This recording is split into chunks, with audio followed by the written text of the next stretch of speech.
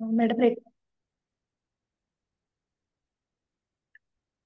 तर आपण पुढचा चॅप्टर घेतलाय जो की परमहंस योगानंद त्यांच्या गुरुजींच्या आश्रमात गेले त्यावेळेच्या सगळ्या ज्या काही आठवणी आणि त्यांच्या तिथल्या ज्या गोष्टी आहेत त्याबद्दलचा हा 12वं प्रकरण आहे. गुरुजींच्या आश्रमातील माझी काही वर्ष असं या चॅप्टरचं प्रकरणाचं नाव आहे. तर आपण बघूयात ते.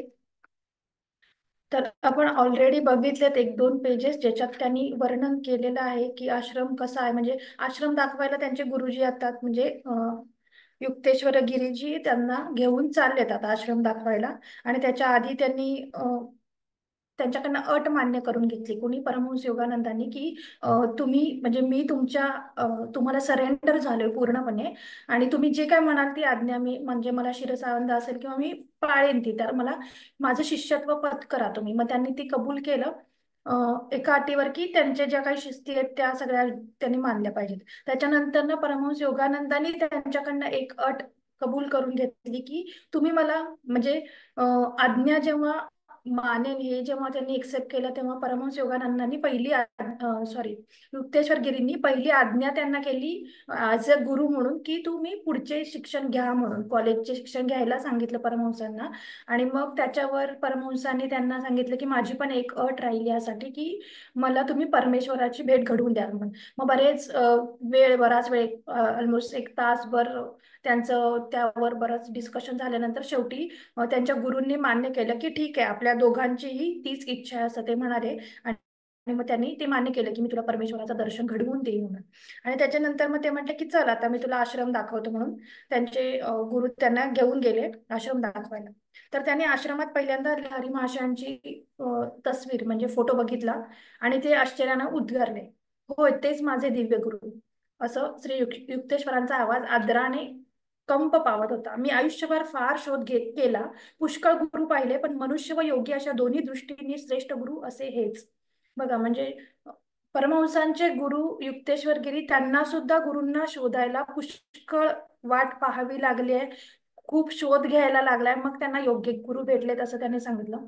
आणि जो शिष्य असतो म्हणजे जसं म्हणतात ना की उच्च लेवलचा जो शिष्य असतो त्याला त्यांच्या कॉन्शियस लेवलनुसार आपल्यासाठी योग्य गुरु कोण हे समजतं.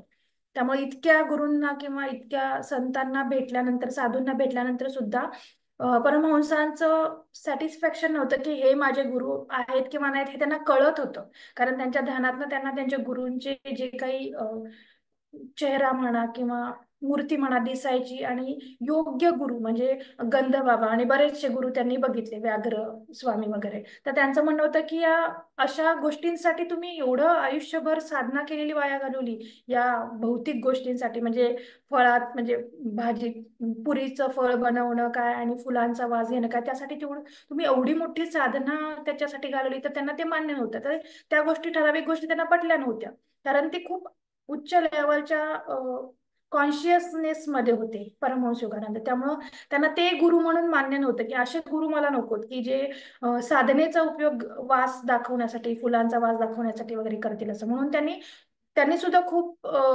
वाट बघितली गुरूंना भेटण्याची. आणि शेवटी त्यांना युक्तेश्वर गिरी भेटले. आणि युक्तेश्वर गिरी सुद्धा तेच म्हणतात की त्यांना त्यांच्या गुरूंना भेटायला पण खूप शोध घ्यायला लागला. आणि ते म्हणतात की मी आयुष्यभर फार शोध केला गुरु मिळवण्यासाठी आणि हेच ते श्रेष्ठ गुरु असं त्यांच्या दृष्टीने त्यांना म्हणायचंय. त्यांचे गुरु लहारी महाशय होते ते. त्या ओळखीच्या तसबिरीपुढे मी मनातल्या मनात नमस्कार केला. ज्या अद्वितीय गुरुने मला लहानपणापासून आशीर्वाद देऊन पावलोपावली मार्गदर्शन केले आणि आजच्या स्थितीला आणून पोहोचवले, त्यांना माझे आत्मवंदन पोहोचले. कारण आपण बघितले याच्या मागच्या सगळ्या गोष्टींमध्ये परमहंस योगानंदांना लहानपणापासून लहरी महाशय, कारण त्यांच्या आई वडिलांचे गुरु लहरी महाशय होते, त्यामुळे त्यांनी त्यांचा फोटो चांगला ओळखला. आणि त्यांचं कनेक्शन लहरी महाशयांसोबत खूप चांगलं आहे, दृढ आहे, हे त्यांच्या आईनी पण आईला पण एका साधूंनी सांगितलं होतं की परमहंसांचं त्यांच्या गुरु म्हणजे लहरी महाराजांसोबत कनेक्शन खूप चांगलं आहे म्हणून. तर गुरूंच्या बरोबर मी आश्रमात व सभोवारच्या पटांगणात हिंडलो. आश्रम जुना व मजबूत बांधणीचा होता आणि त्याच्या मध्यभागी एक मोठे आवार असून आश्रमात जागोजागी मोठे खांब होते. बाहेरील भिंतीवर शेवाळ माजलेले होते. आश्रमाचे छत सपाट व करड्या रंगाचे असून त्यावर कबुतरे फडफडत होती व काही एक संकोच न करता आश्रमातील जागेचा उपयोग करीत होती. पाठीमागे एक बाग होती, त्यामध्ये फणस, आंबा व केळी यांची झाडे असल्यामुळे बाग मोठी रमणीय झाली होती.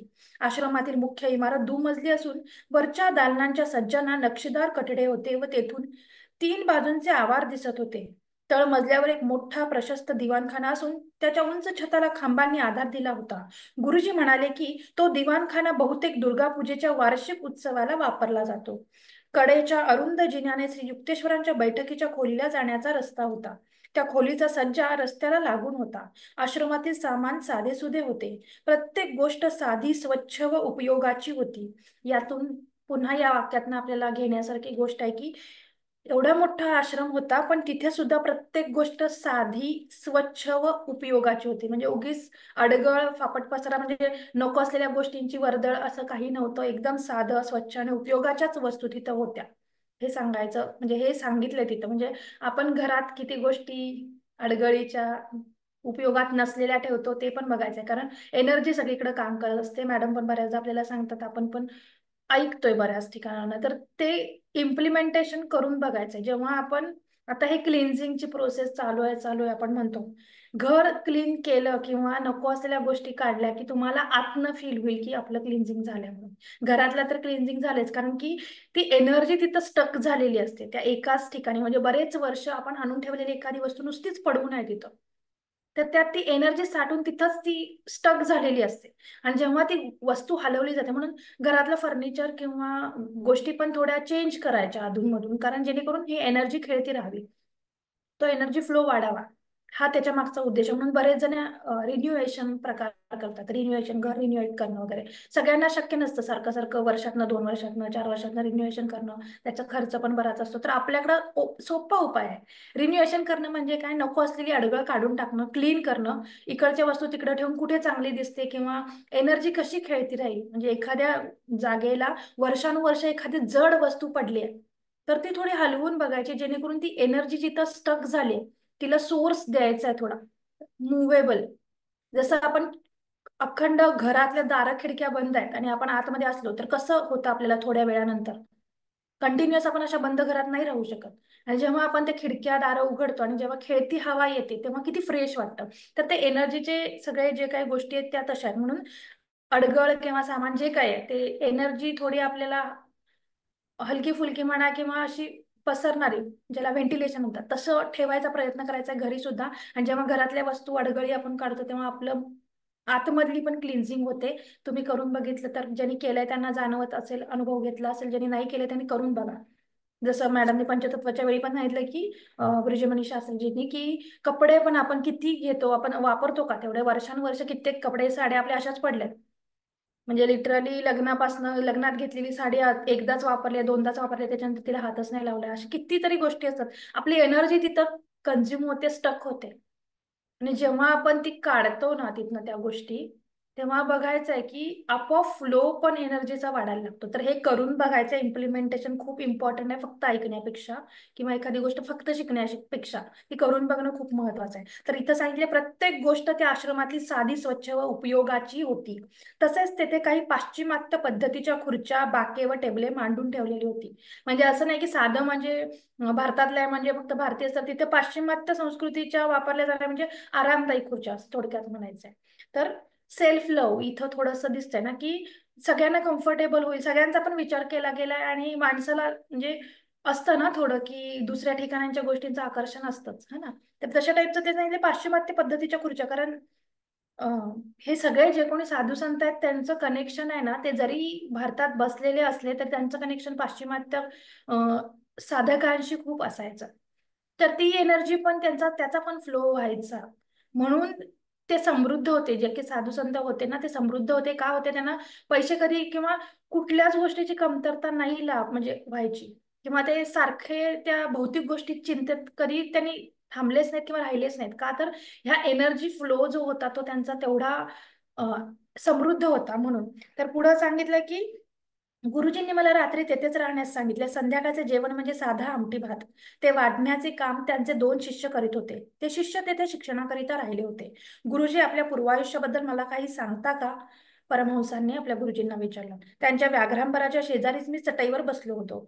सज्जाच्या पलीकडे चांदणे अगदी जवळच असल्यासारखे स्नेहपूर्ण असे वाटत होते. बघा, खूप सुंदर वर्णन पण केले आणि त्यातून या पूर्ण चॅप्टर थोडा मोठा आहे. आपण म्हणजे फारसं मी दुसरं एक्सप्लेनेशन नाही करत, जिथं महत्वाचं वाटतं तेवढं थोडा वेळ घेईन. पण यातल्या ज्या गोष्टी आहेत त्या वाचत गेल्या तर फक्त ऐका लक्षपूर्वक. खूप खूप गोष्टी तून शिकण्यासारखं आहे. तर माझे मूळचे नाव प्रियनाथ करार, म्हणजे युक्तेश्वर गिरींचं मूळचं नाव जे आहे ते प्रियनाथ करार. माझा जन्म येथे सेरामपूरला झाला. सेरामपूर म्हणजे म्हणजे इथं मेन्शन केलं युक्तेश्वरांचा जन्मदिन, म्हणजे जो काही दिवस आहे तो 10 मे 1855 रोजी त्यांचा जन्म सेरामपूरला झाला. त्यांचं मूळचं नाव जे आहे ते प्रियनाथ करार आहे. माझे वडील श्रीमंत व्यापारी होते. हा माझा वडिलोपार्जित वाडा वडिलांनी माझ्यासाठी ठेवून दिला. त्याचाच आता आश्रम केला आहे. माझे शाळेतील शिक्षण यथातथाच. ते मला अगदी मंदगतीचे व वरवरचे वाटले. अगदी तरुणपणीच संसाराची जबाबदारी माझ्यावर येऊन पडली. मला एक मुलगी आहे. लग्न झालेले आहे तिचे. माझ्या आयुष्याच्या मध्यभागात मला लहरी महाशयांचा मार्गदर्शनाचा लाभ घडून आला. कुटुंब निवर्तल्यावर मी संन्यास घेतला आणि श्री युक्तेश्वर गिरी हे संन्यास धर्माचे नाव धारण केले. असा हा माझा थोडक्यात साधा इतिहास. बघा, त्यांनी किती थोडक्यात आणि सोप्या शब्दात सांगितले. फार फार पसारा लावला नाही त्याच्यात. आणि युक्तेश्वर गिरीचा अर्थ म्हणजे त्यांचं संन्यास धर्माचं नाव आहे ते. तर युक्तेश्वर म्हणजे काय? ईश्वराशी युक्त किंवा संलग्न म्हणू शकतो आपण. संन्यास धर्मातील स्वामी या पदवीच्या ज्या 10 विशिष्ट अर्थसूचक शाखा पूर्वीपासून चालत आलेल्या आहेत त्यापैकी गिरी ही एक.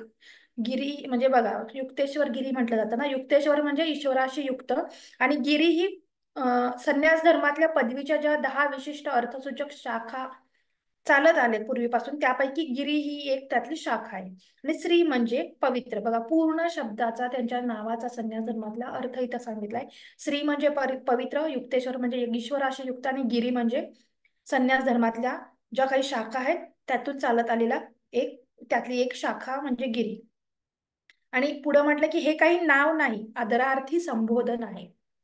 म्हणजे श्री युक्तेश्वर गिरी हे काही नाव नाही आहे, हे संबोधन आहे किंवा पदवी ज्याला म्हणतो आपण, ती आहे ती.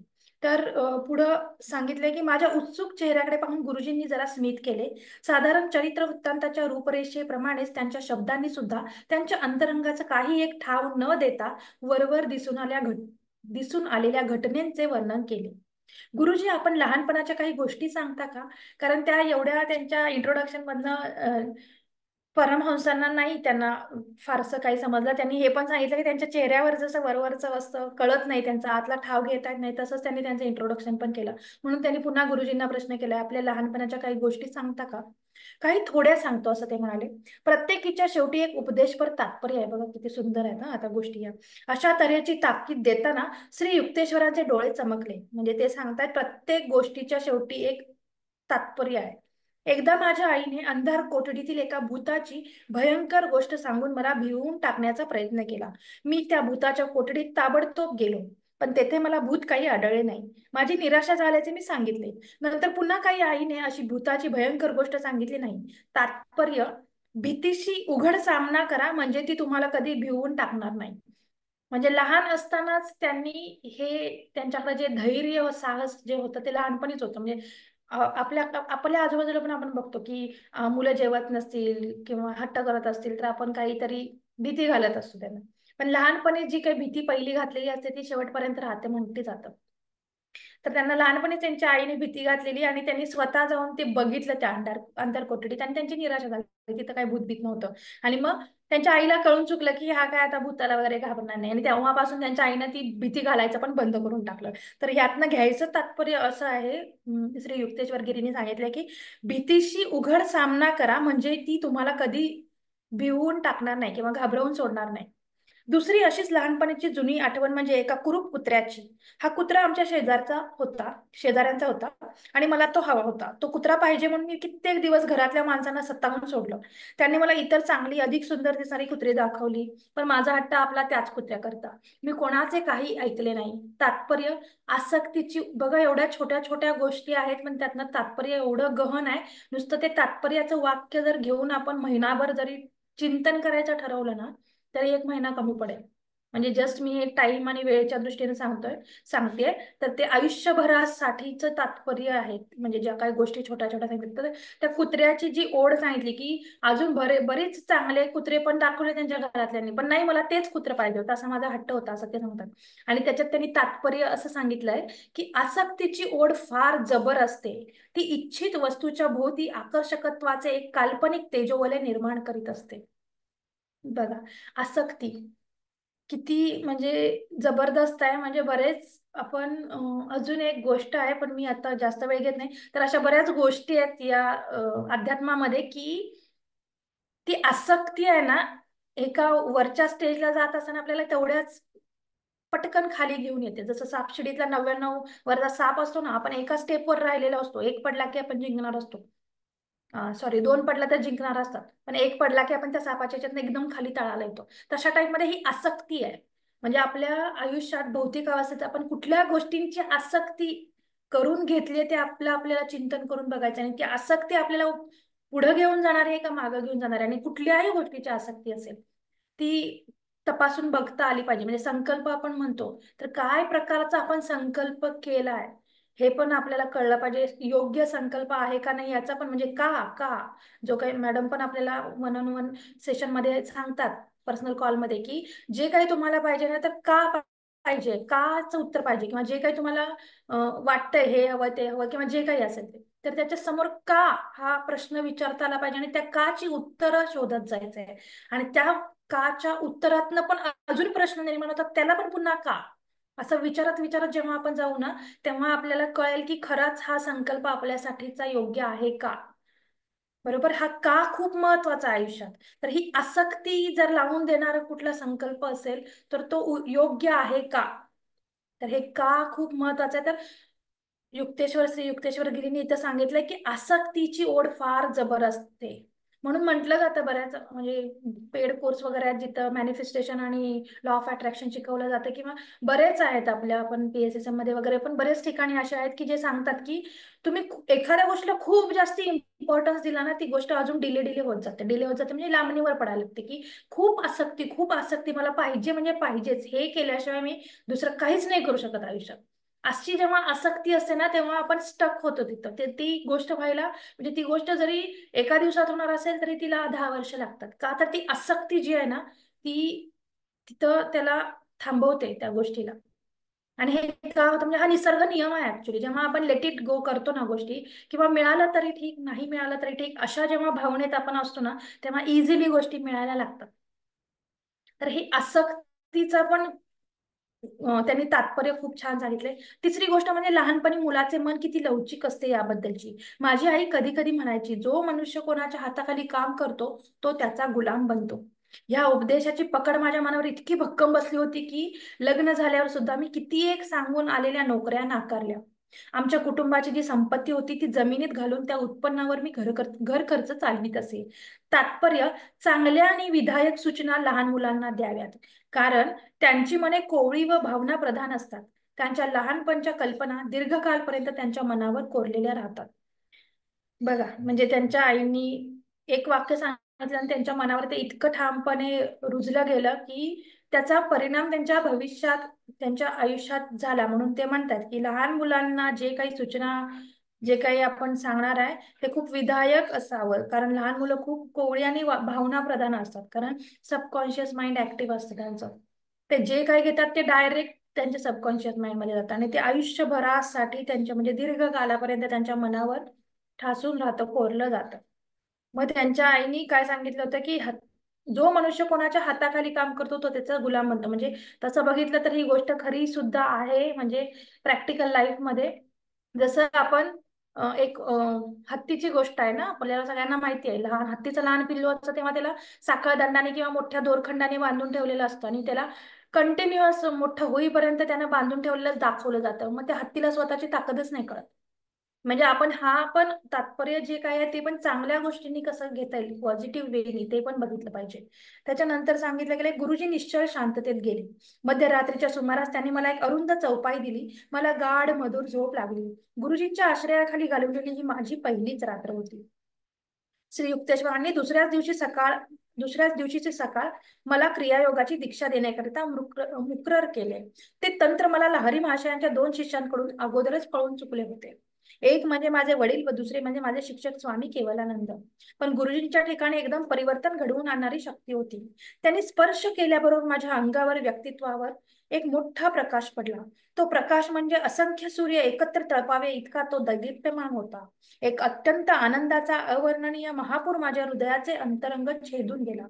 मग दीक्षा घेणं म्हणजे पण ते म्हणतात की ही क्रियायोगाची दीक्षा ऑलरेडी मला 2 माझ्या महाशयांकडून मिळाली होती, वडिलांकडनं आणि त्यांचे गुरु म्हणजे संस्कृत शिकवण्यासाठी त्यांच्या वडिलांनी जे लावलेले गुरु होते केवलानंद, त्यांच्याकडनं त्यांना ती मिळाली होती. पण श्री युक्तेश्वर गिरींना त्यांनी गुरु मानलं होतं, तर त्यांची जी शक्ती होती ती त्यांचं परिवर्तन घडवून आणणारी शक्ती होती आणि त्यांनी स्पर्श केला. म्हणजे जी दीक्षा दिली जाते तेव्हा थर्ड आयला म्हणा किंवा डोक्यावर, सहस्रारावर जो काही गुरु स्पर्श करतात, तर त्या स्पर्श केल्यावर त्यांच्या अंगावर, व्यक्तित्वावर एक मोठा प्रकाश पडला आणि तो प्रकाश असा होता की असंख्य सूर्य एकत्र तळपावेत इतका तो दैदिप्यमान प्रकाश म्हणजे चमकून गेला किंवा त्यांना तो फील झाला. आणि अत्यंत आनंदाचा अवर्णनीय महापूर त्यांच्या हृदयामध्ये, ते अंतरंगामध्ये छेदून गेला, असं त्यांनी वर्णन केलंय त्या दीक्षेचं. दुसऱ्या दिवशी अगदी संध्याकाळच्या पुढे आश्रमातून मी अनिच्छेनेच बाहेर पडलो. तू 30 दिवसात परत येशील. कलकत्त्याला घरातल्या दारात प्रवेश करतो तो गुरुजींच्या भविष्यवाणीची आठवण झाली. माझे नातेवाईक उडणारा पक्षी परत येईल अशी माझ्यावर टीका करतील अशी मला भीती होती, ती निराधार ठरली. कारण आपण मागच्या वेळी जेव्हा पहिल्यांदा ते भेटले होते तेव्हा त्यांनी सांगितलं होतं युक्तेश्वर गिरींनी पण की तू जा घरी, तर ते नाहीच म्हणत होते. आणि तेव्हा त्यांनी त्यांच्या मनातलं ओळखलं होतं का तुला भीती आहे का की तुझे नातेवाईक घरचे तुला अं, हे करतील, खिजवतील किंवा तुला म्हणतील की परत आलास म्हणून काहीतरी बोलतील, अशी तुला भीती आहे का. तर त्यांनी त्यांच्या मनातलं ओळखलं होतं. तर आता त्यांना ते सगळं आठवतंय. मी जिना जिना चढून गेलो व जिवंत माणसाकडे पाहावे, त्याप्रमाणे माझ्या म्हणजे ते पुन्हा आता ही एक रात्र त्यांच्या गुरूंबरोबर घालून पुन्हा त्यांनी सांगितलं ना पुढचं शिक्षण घ्यायला जायला कोलकात्याला त्यांच्या घरी. तर ते पुन्हा घरी आले आणि ते जिना चढून वरती आले. तर त्याचं पुढचं सांगतात की मी जिना चढून गेलो व जिवंत माणसाकडे पाहावे, त्याप्रमाणे माझ्या पोटमाळ्यावरील लहानशा खोलीकडे पाहिले. तू मला चिंतन करताना अनेक वेळा पाहिलेले आहेस. माझे अश्रू, साधनेमधील वादळे ही सर्व पाहिली आहेस. आता मी दैवी गुरुरूपी बंदराला जाऊन पोहोचलो आहे. म्हणजे ते त्या खोली बरोबर संवाद करतायत परमहंस योगानंद. त्यांची जी पोटमाळ्यावरची खोली होती त्याच्याबद्दल ते संवाद करतात की तू मला सगळं करताना बघितलं, म्हणजे तू साक्षीदार आहेस माझ्या या आध्यात्मिक प्रवासाचा. आणि तू सगळं बघितलंस, चिंतन करताना बघितलंस, माझे अश्रू बघितलेस, माझ्या साधनेतली वादळं बघितलेस. पण आता मी दैवी गुरुरूपी बंदराला जाऊन पोहोचलो आहे. म्हणजे ते म्हणतात की मी एका उच्च लेवलच्या स्टेजला जाऊन पोहोचलोय. म्हणजे त्यांना म्हणायचं मी माझ्या गुरुला भेटलोय. ज्यासाठी इतकी वर्ष, इतके दिवस त्या पोटमाळ्यावर बसून मी साधना करत होतो, त्या दैवी गुरुरूपी बंदराला जाऊन मी पोहोचलोय. बेटा मला आनंद होतोय आपणा दोघांकरता, म्हणजे त्यांचे वडील बोलतात हे, बेटा मला आनंद होतोय आपणा दोघांकरताही. संध्याकाळच्या वेळी शांतपणे वडील आणि मी एकत्र बसलो होतो. ज्या चमत्कारिक रीतीने मला माझे गुरु भेटले त्याच रीतीने तू पण तुझ्या गुरूंना शोधून काढले आहेस. लहरी महाशयांचा पवित्र हात आपले रक्षण करीत आहे. तुझे गुरु म्हणजे दुर्गम हिमालयातील महात्मे नसून ते जवळचेच आहेत. माझी प्रार्थना परमेश्वराने ऐकली.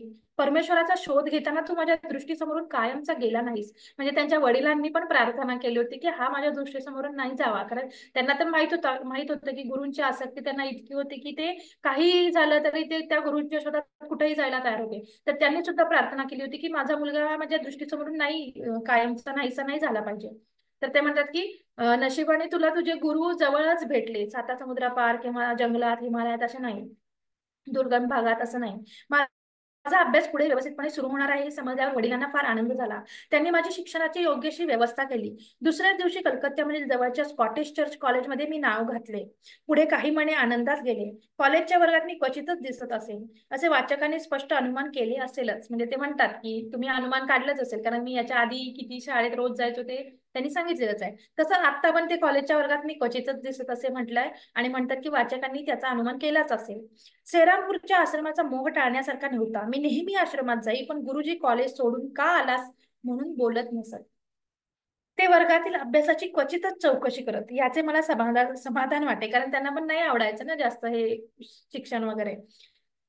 जरी सगळ्यांना माहित होते की मी काही मोठा हुशार विद्यार्थी होण्यातला नाही, तरी परीक्षा पास व्हायच्या वेळी पास होण्यापुरते मार्क मिळवून वरच्या वर्गात जात असे. आश्रमातील दैनंदिन कार्यक्रम संतपणे चालत असत. त्यात क्वचितच बदल होई. गुरुजी पहाटे पूर्वी उठत. पडल्या पडल्यास किंवा अंथरुणावर बसल्या बसल्या ते समाधी लावेत.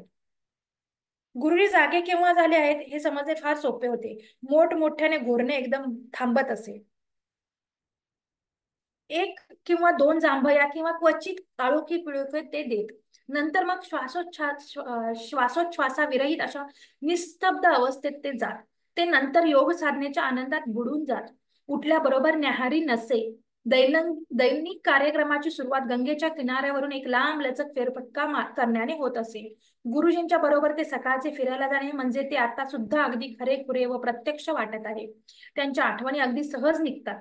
त्या आठवणी मनात आल्या म्हणजे किती बरे वाटते. त्यांचा तो सहवास. सूर्य नुकताच उगवलेला आहे. नदीवर त्याचे कोवळे किरण पसरत आहेत. त्या कोवळ्या उन्हाने पाण्याला थोडी थोडी ऊब येत आहे. त्यांचा आवाज सिंह गर्जनेप्रमाणे बाहेर पडायचा.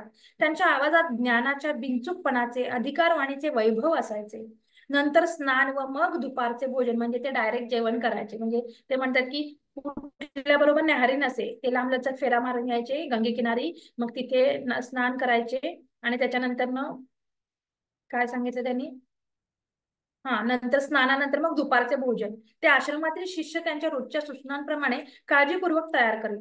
म्हणजे त्यांचं जे जेवण आहे ते. आमचे गुरु शाकाहारी होते. संन्यास घेण्यापूर्वी कधी काही त्यांनी अंडी व मासे खाल्ले असतील. आपल्या शरीराला मानवेल असा साधा आहार ठेवावा असा उपदेश ते आपल्या शिष्यांना करीत. गुरुजी फारच थोडे खात. पुष्कळदा भातावरच त्यांचे जेवण होत असे. भातामध्ये हळद, बिटाचा रस किंवा पालेभाजी व तूप असे मिसळून घेत. एखाद्या दिवशी भाताबरोबर ते डाळ किंवा पनीरची आमटी व भाजी घेत. मुखशुद्धीकरिता भाताचा सांजा, आंबे, नारिंगी किंवा फणसाचे गरे किंवा रस घेत. दुपारी लोक भेटायला येत. संसारी माणसांचा एक संथ ओघ त्या आश्रमाच्या शांत परिसरात प्रवेश करायचा. भेटायला येणाऱ्या सगळ्या लोकांची गुरुजी विनयाने व दयाशील वृत्तीने वागत. साक्षात्कारी महात्म्या राजाला आत्मैकत्वाची ओळख झाली आहे. त्याला शरीर व तदंगभूत अहंकाराची मातब्बरी नसते. त्याला सर्व प्राण्यांमध्ये साम्य असलेले चटकन आढळून येते. संतांच्या ठिकाणी हा जो निपक्षपातीपणा आढळून येतो, त्याचे मूळ कारण त्यांना जे ज्ञान झालेले असते त्यामध्ये असते. संतांवर मायेच्या आलटून पालटून बदलणाऱ्या रूपांचा काही परिणाम होत नाही. अप्रबुद्ध माणसांची विवेक बुद्धी जिथे बावरून जाते, अशा प्रिय किंवा अप्रिय गोष्टींमुळे संतांवर काही एक परिणाम होत नाही. श्री युक्तेश्वर अधिकारी, हुद्देदार, श्रीमंत किंवा विद्वान अशा माणसांना जास्त आदरही दाखवित नसत, की जे दरिद्री किंवा अडाणी आहेत त्यांना तुच्छही समजत नसत. त्यांच्या ठिकाणी भेदभाव असा नसे.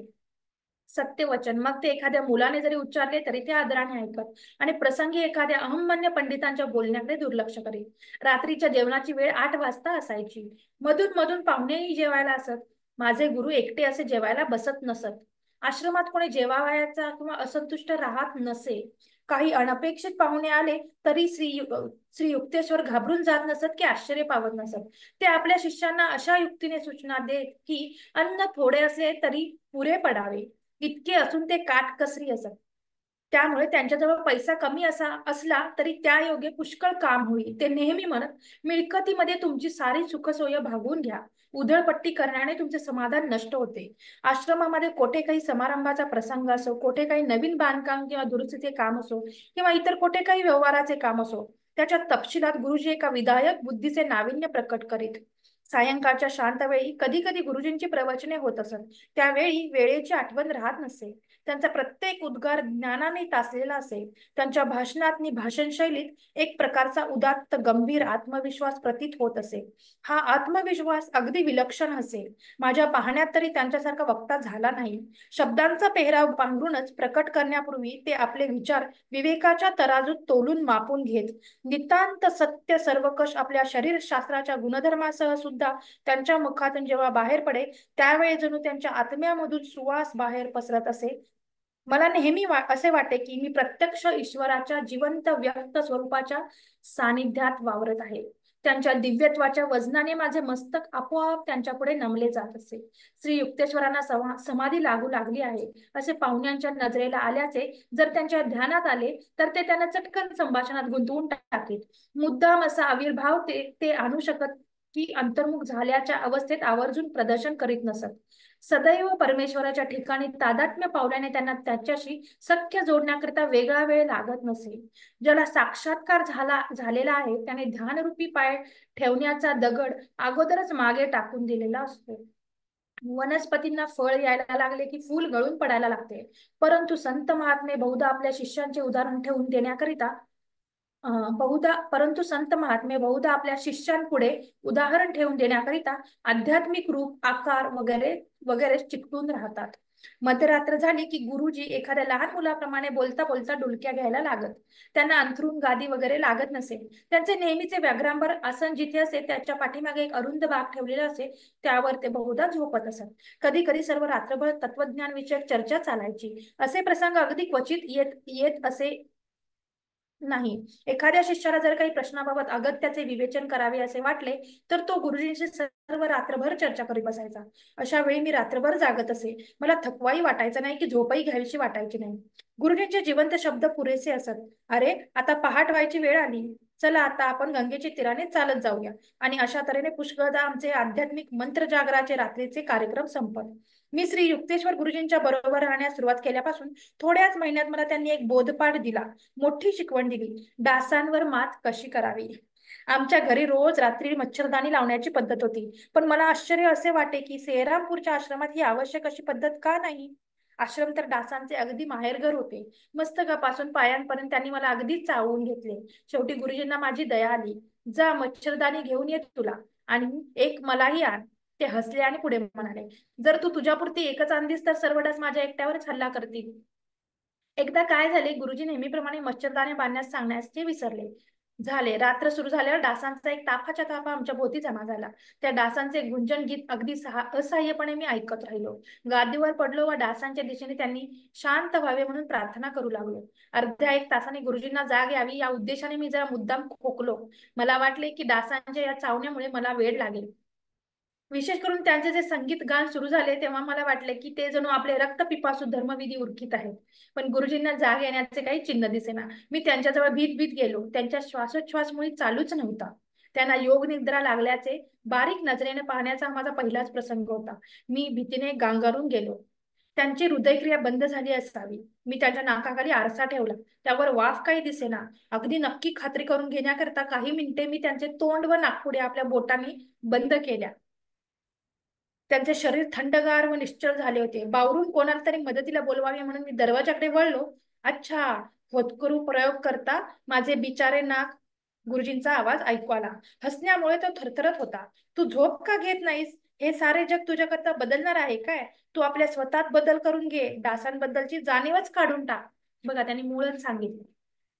गुपचूपपणे मी आपल्या बिछाण्याकडे परतलो. एकही डास मग माझ्याकडे यावयास धजला नाही. नंतर माझ्या ध्यानात आले की मी केवळ नाखुश होऊ नये म्हणून त्यांनी अगोदर मच्छरदाण्या आणण्यास कबुली दिली होती. त्यांना डासांची मुळी भीतीच वाटत नसे. योग सामर्थ्याने ते डासांना मुळे आपल्याला चावूच देत नसत, किंवा मर्जीनुसार ते चावले तरी त्यांना काही होऊच नये असा बंदोबस्त करीत. मी मनात असा विचार केला की माझे ते प्रात्यक्षिक करून दाखवित आहेत की अशी योगिक अवस्था साध्य करण्याचा मी प्रयत्न करावा. जो खरा योगी असतो त्यास अतिंद्रिय अवस्थेमध्ये जाता येते व राहता येते. मग सभोवार असंख्य असे व्यत्यय आले तरी ती समाधी भंग पावत नाही. आणि जगतामध्ये डासांच्या गुणगुणण्यासारखी ही अनेक व्यवधाने नेहमीच असावयाची. त्यापेक्षा जग वेगळे असे काय आहे? दिवसाच्या प्रकाशाचे सर्वव्यापी तेज समाधीच्या पहिल्या अवस्थेमध्ये साधक बाह्य जगाची संवेदनशील चिन्हे नाहीशी करून टाकतो. त्या अवस्थेत मग त्याला मानवी संसाराच्या प्रारंभीच्या उद्यानापेक्षाही सुंदर अशा अंतप्रदेशातील ध्वनी व दृश्य ऐकण्याचे व पाहण्याचे भाग्य प्राप्त होते. या बोधप्रद दासांनी आश्रमात असताना सुरुवातीसच आणखी एक धडा शिकवला. संध्याकाळची सौम्य वेळ होती. गुरुजी प्राचीन ग्रंथावर विवेचन करीत होते. विवेचन अगदी अप्रतिम होते. मी त्यांच्या पायांशीच अगदी शांतपणे बसलो होतो. एक उद्दाम दास त्या ठिकाणी आपले गाणं गुणगुणत येऊन ठेपला व मला त्रास देऊ लागला. गुरुजींच्या सांगण्याकडे माझे लक्ष लागेना. त्याने जशी माझ्या मांडीमध्ये त्वचेखाली आपली विषारी सुई खुपसली तेव्हा प्रतिकारात मी ताबडतोब हात उचलला. हिंसा करू नकोस. आणि नेमक्या वेळी अहिंसेवरील पतंजलीच्या सूत्राची मला आठवण झाली. तू आपले काम पुरे का नाही करून टाकलेस? गुरुजी, हत्या करावी असे का आपले सांगणे आहे? नाही, पण मनाने तू त्याच्यावर अगोदरच प्राणघातक प्रहार केलेलाच होतास की. बघा किती गहन आहेत. म्हणजे नुसता विचार आलेला त्यांच्या की त्या डासाला मारून टाकावं असं म्हणून. तर त्यांनी गुरुजींनी त्यांच्या ओळखलं की मनात तू तर ऑलरेडी त्याच्यावर प्रहार केलेलाच आहेस. मग म्हणजे प्राणघातक प्रहार केलेलाच आहेस. मग तू मारून का म्हणजे तुझी हे काम पूर्ण का करून टाकत नाहीस असं ते म्हणतायत त्यांना. मला परत परमहंस म्हणतात की मला समजत नाही आपण काय म्हणताय ते. मारण्याची इच्छाच नाहीशी करणे हा पतंजलीच्या अहिंसा या शब्दाचा मथितार्थ आहे. म्हणजे मारण्याची इच्छाच नाही झाली पाहिजे, मग अहिंसा म्हणू शकतो. नाहीतर उगीच म्हणजे म्हटलं जातं अहिंसा परमो धर्म वगैरे. हे म्हणायला खूप सोपं आहे. अहिंसा करणं म्हणजे मारायचं नाही किंवा ओरडायचं नाही, म्हणजे जे काय मारण्याशी रिलेटेड ते करायचं नाही. तर त्याचा अर्थ तसा नाही आहे. ते सांगतात की अहिंसा म्हणजे मारण्याची इच्छाच नाहीशी करणे हा पतंजलीच्या अहिंसे या शब्दाचा मथितार्थ आहे. श्री युक्तेश्वरांना माझ्या मनाच्या प्रक्रिया अगदी उघडलेल्या पुस्तकासारख्या वाचता आल्या. या जगात अहिंसेचे शब्दशः पालन करता येणे अवघड आहे. हिंस्र पशूंना, उपद्रवी प्राण्यांना नाहीसे करणे माणसाला जरुरी पडते, पण क्रोध किंवा द्वेष मनात ठेवण्याची त्याला इतकी जरुरी पडत नाही. म्हणजे त्यांना पुढे सांगायचंय, म्हणजे परमहंस योगानंद क्लिअर करतात आपल्यासाठी. म्हणजे त्यांच्या गुरूंनी तर सांगितलं त्यांना की इच्छाच मारण्याची इच्छाच नाहीशी केली पाहिजे, तेव्हा अहिंसा साध्य होते.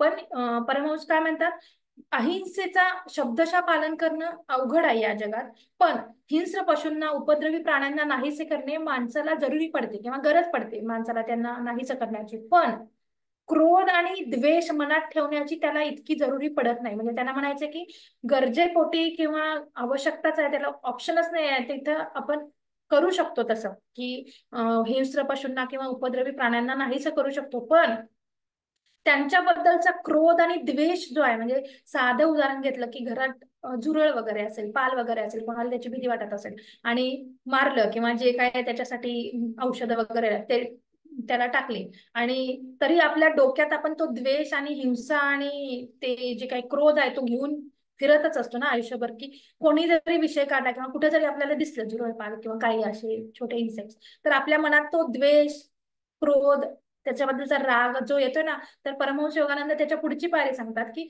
आवश्यक त्या ठिकाणी आपण ते करतो, पण त्याच्या बरोबरची जी ही भावना आहे ना क्रोधाची आणि द्वेषाची, ती मनात ठेवायची गरज नाहीये ना. तर ते पुढचं सांगतात की तसं आपण करायला पाहिजे. तर मायेचा आस्वाद घ्यायला सर्व प्राण्यांना सारखाच हक्क आहे. जो महात्मा सृष्टीचे हे गुपित कोडे उलगडतो त्याला निसर्गाच्या असंख्य अशा गोंधळून टाकणाऱ्या आविष्कारांशी समरस होता येते. सर्व माणसांना हे सत्य हिंसा करण्याची प्रबल इच्छा दाबून टाकल्याने कळून चुकते. म्हणजे जेव्हा आपण या हिंसा दाबून ठेवतो तेव्हा हे कळतं आपल्याला. गुरुजी, एखादा हिंस्र पशु आपल्या अंगावर चालून आला तर त्याला ठार मारण्याऐवजी आपण स्वतःचे बलिदान करावे काय? म्हणजे त्यांनी प्रश्न केलाय, त्यांच्या मनात जो प्रश्न आलाय परमहंसांच्या तो. नाही, माणसाचे शरीर शरीर मौल्यवान आहे. माणसाच्या शरीरामध्ये वैशिष्ट्यपूर्ण अजोड असा मेंदू व मज्जातंतूची केंद्रे आहेत आणि त्यामुळे माणसाचे शरीर उत्क्रांतीच्या उच्चतम अवस्थेला पोहोचलेले आहे. त्यामुळे प्रगत अशा साधकाला उच्चतम दैवी गुणांचे आकलन होते व ते गुण त्याला व्यक्त करता येतात. उत्क्रांतीच्या खालच्या अवस्थेतील प्राण्यांना ही साधने प्राप्त झालेली नसतात. आता ही गोष्ट खरी आहे की ज्यावेळी तो एखादा प्राणी किंवा एखादा जीव अनिवार्यपणे मारतो तेव्हा तो थोड्या तरी पातकाचा धनी होतोच. पण आपल्या धर्मशास्त्राची शिकवण अशी आहे की मानवी शरीराची नाहक हत्या करणे म्हणजे नियमांच्या विरुद्ध एक भयंकर अतिक्रमण होय. मी समाधानाचा एक सुस्कारा सोडला. म्हणजे त्यांनी जे वरती आपल्याला सांगितले पुढची स्टेप, ती त्यांच्या गुरुंनी म्हणजे त्याला पूरक असं सांगितलं, त्यामुळे त्यांनी सुस्कारा केला. माणसाच्या नैसर्गिक प्रेरणाच त्याला नेहमीच शास्त्रार्थाचा दुजोरा मिळतो असे नाही. माझ्या माहितीप्रमाणे गुरुजींचा वाघ किंवा चित्ता यांच्याशी समोरासमोराचा कधी प्रसंग आला नाही. पण एकदा त्यांची एका विषारी नागाशी गाठ पडली. पण त्या नागाला गुरुजींनी प्रेमाने जिंकले. हा प्रसंग पुरीला असताना घडून आला. पुरीला समुद्र किनाऱ्यावर गुरुजींचा आणखी एक आश्रम होता. श्री युक्तेश्वरांच्या नंतरच्या आयुष्यातला एक तरुण शिष्य प्रफुल्ल नावाचा होता. तो गुरुजींच्या बरोबर या प्रसंगी होता. प्रफुल्लने मला ती हकीकत सांगितली. आश्रमाच्या जवळ बाहेर आम्ही बसलेलो होतो आणि जवळच तो नाग निघाला. चांगला 4 फूट लांबीचा, केवळ कर्दन काळा. आमच्याकडे जणू तो धावून येत होता. त्याची फणा रागाने पसरलेली होती. गुरुजींनी त्याच्याकडे पाहून चुकचुक केले, एखाद्या लहान मुलाकडे पाहून करतात तसे. नंतर त्यांनी नादबद्ध पद्धतीने हातांच्या टाळ्या वाजवायला सुरुवात केली. तर इथं सांगितलंय की नाग हा आपल्या तावडीत आलेल्या कोणत्याही चालत्या पदार्थावर हल्ला करतो. पुष्कळदा असे आढळून आलेले आहे की त्याच्या हल्ल्यापासून बचाव करण्याचा एकमेव मार्ग म्हणजे बिलकुल न हलणे, म्हणजे स्तब्ध राहायचं. पण गुरुजी काय करायला लागले इथं, चुकचुक करून त्यांनी नादबद्ध पद्धतीने हातांच्या टाळ्या वाजवायला सुरुवात केली. हे पाहून मला भीतीने धडकीच भरली. मला म्हणजे कोणाला, तो प्रफुल्ल जो त्यांचा शिष्य आहे तो परमहंसांना हे सांगतोय. ते त्या भयंकर पाहुण्याची करमणूक करीत होते. मी अगदी गप्प बसून होतो व मनातल्या मनात परमेश्वराची प्रार्थना करीत होतो. नाग आता अगदी गुरुजींच्या जवळ आला होता, पण त्याची काही एक हालचाल चालू नव्हती. त्याच्यावर ममता दाखविल्याबरोबर तो गुरुजींच्याकडे लोहचुंबकासारखा आकृष्ट केला गेला. उभारलेली भीतीदायक फणा हळूहळू त्याने आकसून घेतली. नाग श्री युक्तेश्वरजींच्या पायांमध्ये थोडा वेळ घुटमळला व मग काही वेळाने झुडपात नाहीसा झाला. गुरुजींनी आपले हात का हलवावेत व नागाने त्यांना दंश का करू नये, या सर्व गोष्टींचे कारण मला त्यावेळी समजले नाही. प्रफुल्लने आपली हकीकत पुरी केली. त्यानंतर मला हळूहळू कळून येऊ लागले की आपले साक्षात्कारी गुरु हे कोणत्याही प्राण्याकडून इजा होण्याच्या भीती पलीकडील आहेत. आश्रमात येऊन मला थोडेच दिवस झाले होते. एकदा दुपारी श्री युक्तेश्वरजी माझ्याकडे रोखून पाहत असल्याचे माझ्या ध्यानात आले. तू बारीक आहेस मुकुंदा. आपण याच्या आधी पण बघितलेलंच आहे. त्यांचे बहीण भाऊ आणि परमहंस योगानंद पण सडपातळ होते, बारीक होते देहयष्टीने. तर एकदा असं दुपारचं ध्यान लावून बघत होते त्यांचे गुरु, तेव्हा ते त्यांना म्हटले, गुरु त्यांचे, की तू फार बारीक आहेस मुकुंदा. त्यांचे हे उद्गार मला लागले. खरोखरीच माझे डोळे खोल गेले होते व माझा चेहरा रोडावल्यासारखा दिसत होता. माझं हे ध्यान मला बिलकुल आवडत नसे. ध्यान म्हणजे ही शरीरयष्टी, आपण म्हणतो ना काय त्याचं ध्यान, अशा टाईपचं ते इथं ध्यान हा उल्लेख केलाय. लहानपणापासूनच क्रॉनिक डिस्पेशियाचा विकार जडलेला होता. क्रॉनिक डिस्पेशिया म्हणजे अपचनाचा त्रास होता त्यांना. घरात माझ्या खोलीत शेल्फवर शक्तिवर्धक औषधांच्या अनेक बाटल्या पडलेल्या असायच्या, पण त्यापैकी एकाचाही मला उपयोग झाला नाही. कधी कधी मी स्वतःच्या मनालाच विचारे की अशा दुबळ्या शरीराने जगण्यात काही अर्थ आहे काय. औषधांच्या गुणाला काही मर्यादा असतात. दिव्य सर्जनशील अशा जीवनशक्तीचा मात्र काही मर्यादा नसतात. ध्यानात ठेव, तुझी तब्येत चांगली सुधारेल व तू अगदी धष्टपुष्ट होशील, त्यांच्या गुरूंनी सांगितलं. गुरुजींच्या शब्दांनी माझी ताबडतोब खात्री पटवली की त्याची प्रचिती माझ्या स्वतःच्या आयुष्याच्या बाबतीत पडताळून पाहावी. कोणाही वैद्याने आजपर्यंत माझ्या ठिकाणी इतका पूर्ण भरवसा व श्रद्धा जागृत केली नसेल. दिवसेंदिवस माझी तब्येत सुधारत चाललेली आणि श्री युक्तेश्वरांच्या सुप्त आशीर्वादाने 2च आठवड्यात माझे वजन वाढू लागले. वजन वाढावे म्हणून आजपर्यंत मी किती तरी प्रयत्न केले होते, पण ते सारे निष्फळ ठरले होते. माझी पोटदुखी कायमचीच नाहीशी झाली.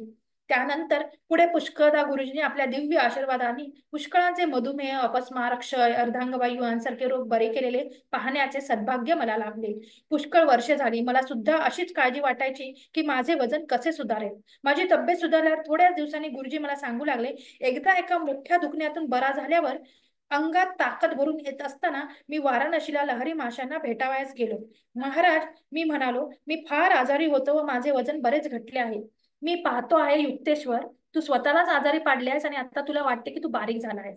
म्हणजे युक्तेश्वर गिरी स्वतःची गोष्ट सांगतात. ते सुद्धा त्यांच्या गुरूंकडे गेले होते, तेव्हा ते त्यांची कहाणी सांगत होती की माझे वजन बरंच घटलं आहे. आणि मग युक्तेश्वरांना त्यांचे गुरु म्हणजे लहारी मासे म्हणाले की तू स्वतःलाच आजारी पाडलेस आणि आता तुला वाटतं की तू बारीक झालायस. अशा तऱ्हेचे उत्तर मिळाले. अशी माझी बिलकुल अपेक्षा नव्हती, पण गुरुजी पुढे माझा उत्साह वाढवीत बोलू लागले, बघू काय ते, उद्या तू तब्येत तुला बरी वाटायला लागेल. सूचनाग्राहक अशा माझ्या मनाने, बघा हे आपल्याला लागू होतं, खूप सुंदर आहे, व्यवस्थित ऐका. त्यांनी त्यांच्या गुरूंनी सांगितलं की म्हणजे उत्साह वाढावा त्यांचा, म्हणून म्हणून त्यांनी काय सांगितलं, बघू काय ते, उद्या तुझी तब्येत तुला बरी वाटायला लागेल. म्हणजे त्यांचे गुरु म्हटले की उद्या तुझी तब्येत तुला बरी वाटायला लागेल, असं त्यांनी वाक्य काढलं. आणि गुरूंना तर ते खूप जास्ती मानत होते, तर त्यांचे शब्द म्हणजे शिरसावणे, तर त्यांनी म्हटले म्हणजे होणारच हे त्यांच्या मनात.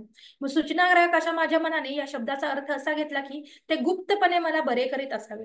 दुसऱ्या दिवशी मी त्यांना गाठले आणि मोठ्या आनंदाने म्हणालो, महाराज आज मला फार बरे वाटत आहे. त्यांनी काय म्हटलं, खरे की काय, आज तूच स्वतः हुरूप धारण करीत आहेस.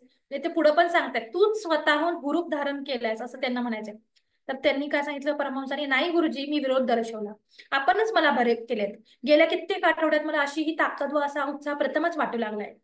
होय, तुझी व्याधी तशीच गंभीर स्वरूपाची होती, पण अजून तुझे शरीर अशक्त आहे. बघा आता त्यांनी परीक्षा घेतली त्यांची. मग गुरु त्यांचे म्हणतात, होय तुझी व्याधी तशीच गंभीर स्वरूपाची होती, पण अजून तुझे शरीर अशक्त आहे. उद्या कसे असेल हे कोणाला सांगता येईल. त्यांनी म्हणजे थोडं साशंक रूपानं बोललं, प्रश्न केला. एखाद्या वेळी माझे दुखणे उलटायचे ह्या विचारानेच माझे भीतीने अंग थरारले. दुसऱ्या दिवशी सकाळी जसा तसाच मी लहरी माशांच्या घरी स्वतःला ढकलत नेऊ शकलो. गुरुजी, मी पुन्हा आजारी पडलो. माझ्या गुरूंनी माझ्याकडे विनोदगर्भ दृष्टिक्षेप केला.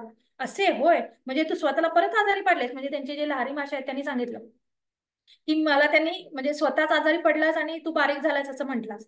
आणि मग त्यांनी त्यांचं पुढं सांगत गेले की ते विनोद गर्भाने त्यांनी दृष्टिक्षेप टाकला, जसं ते म्हटले त्याप्रमाणे दुसऱ्या दिवशी त्यांचं व्हायचं युक्तेश्वर देवींचं.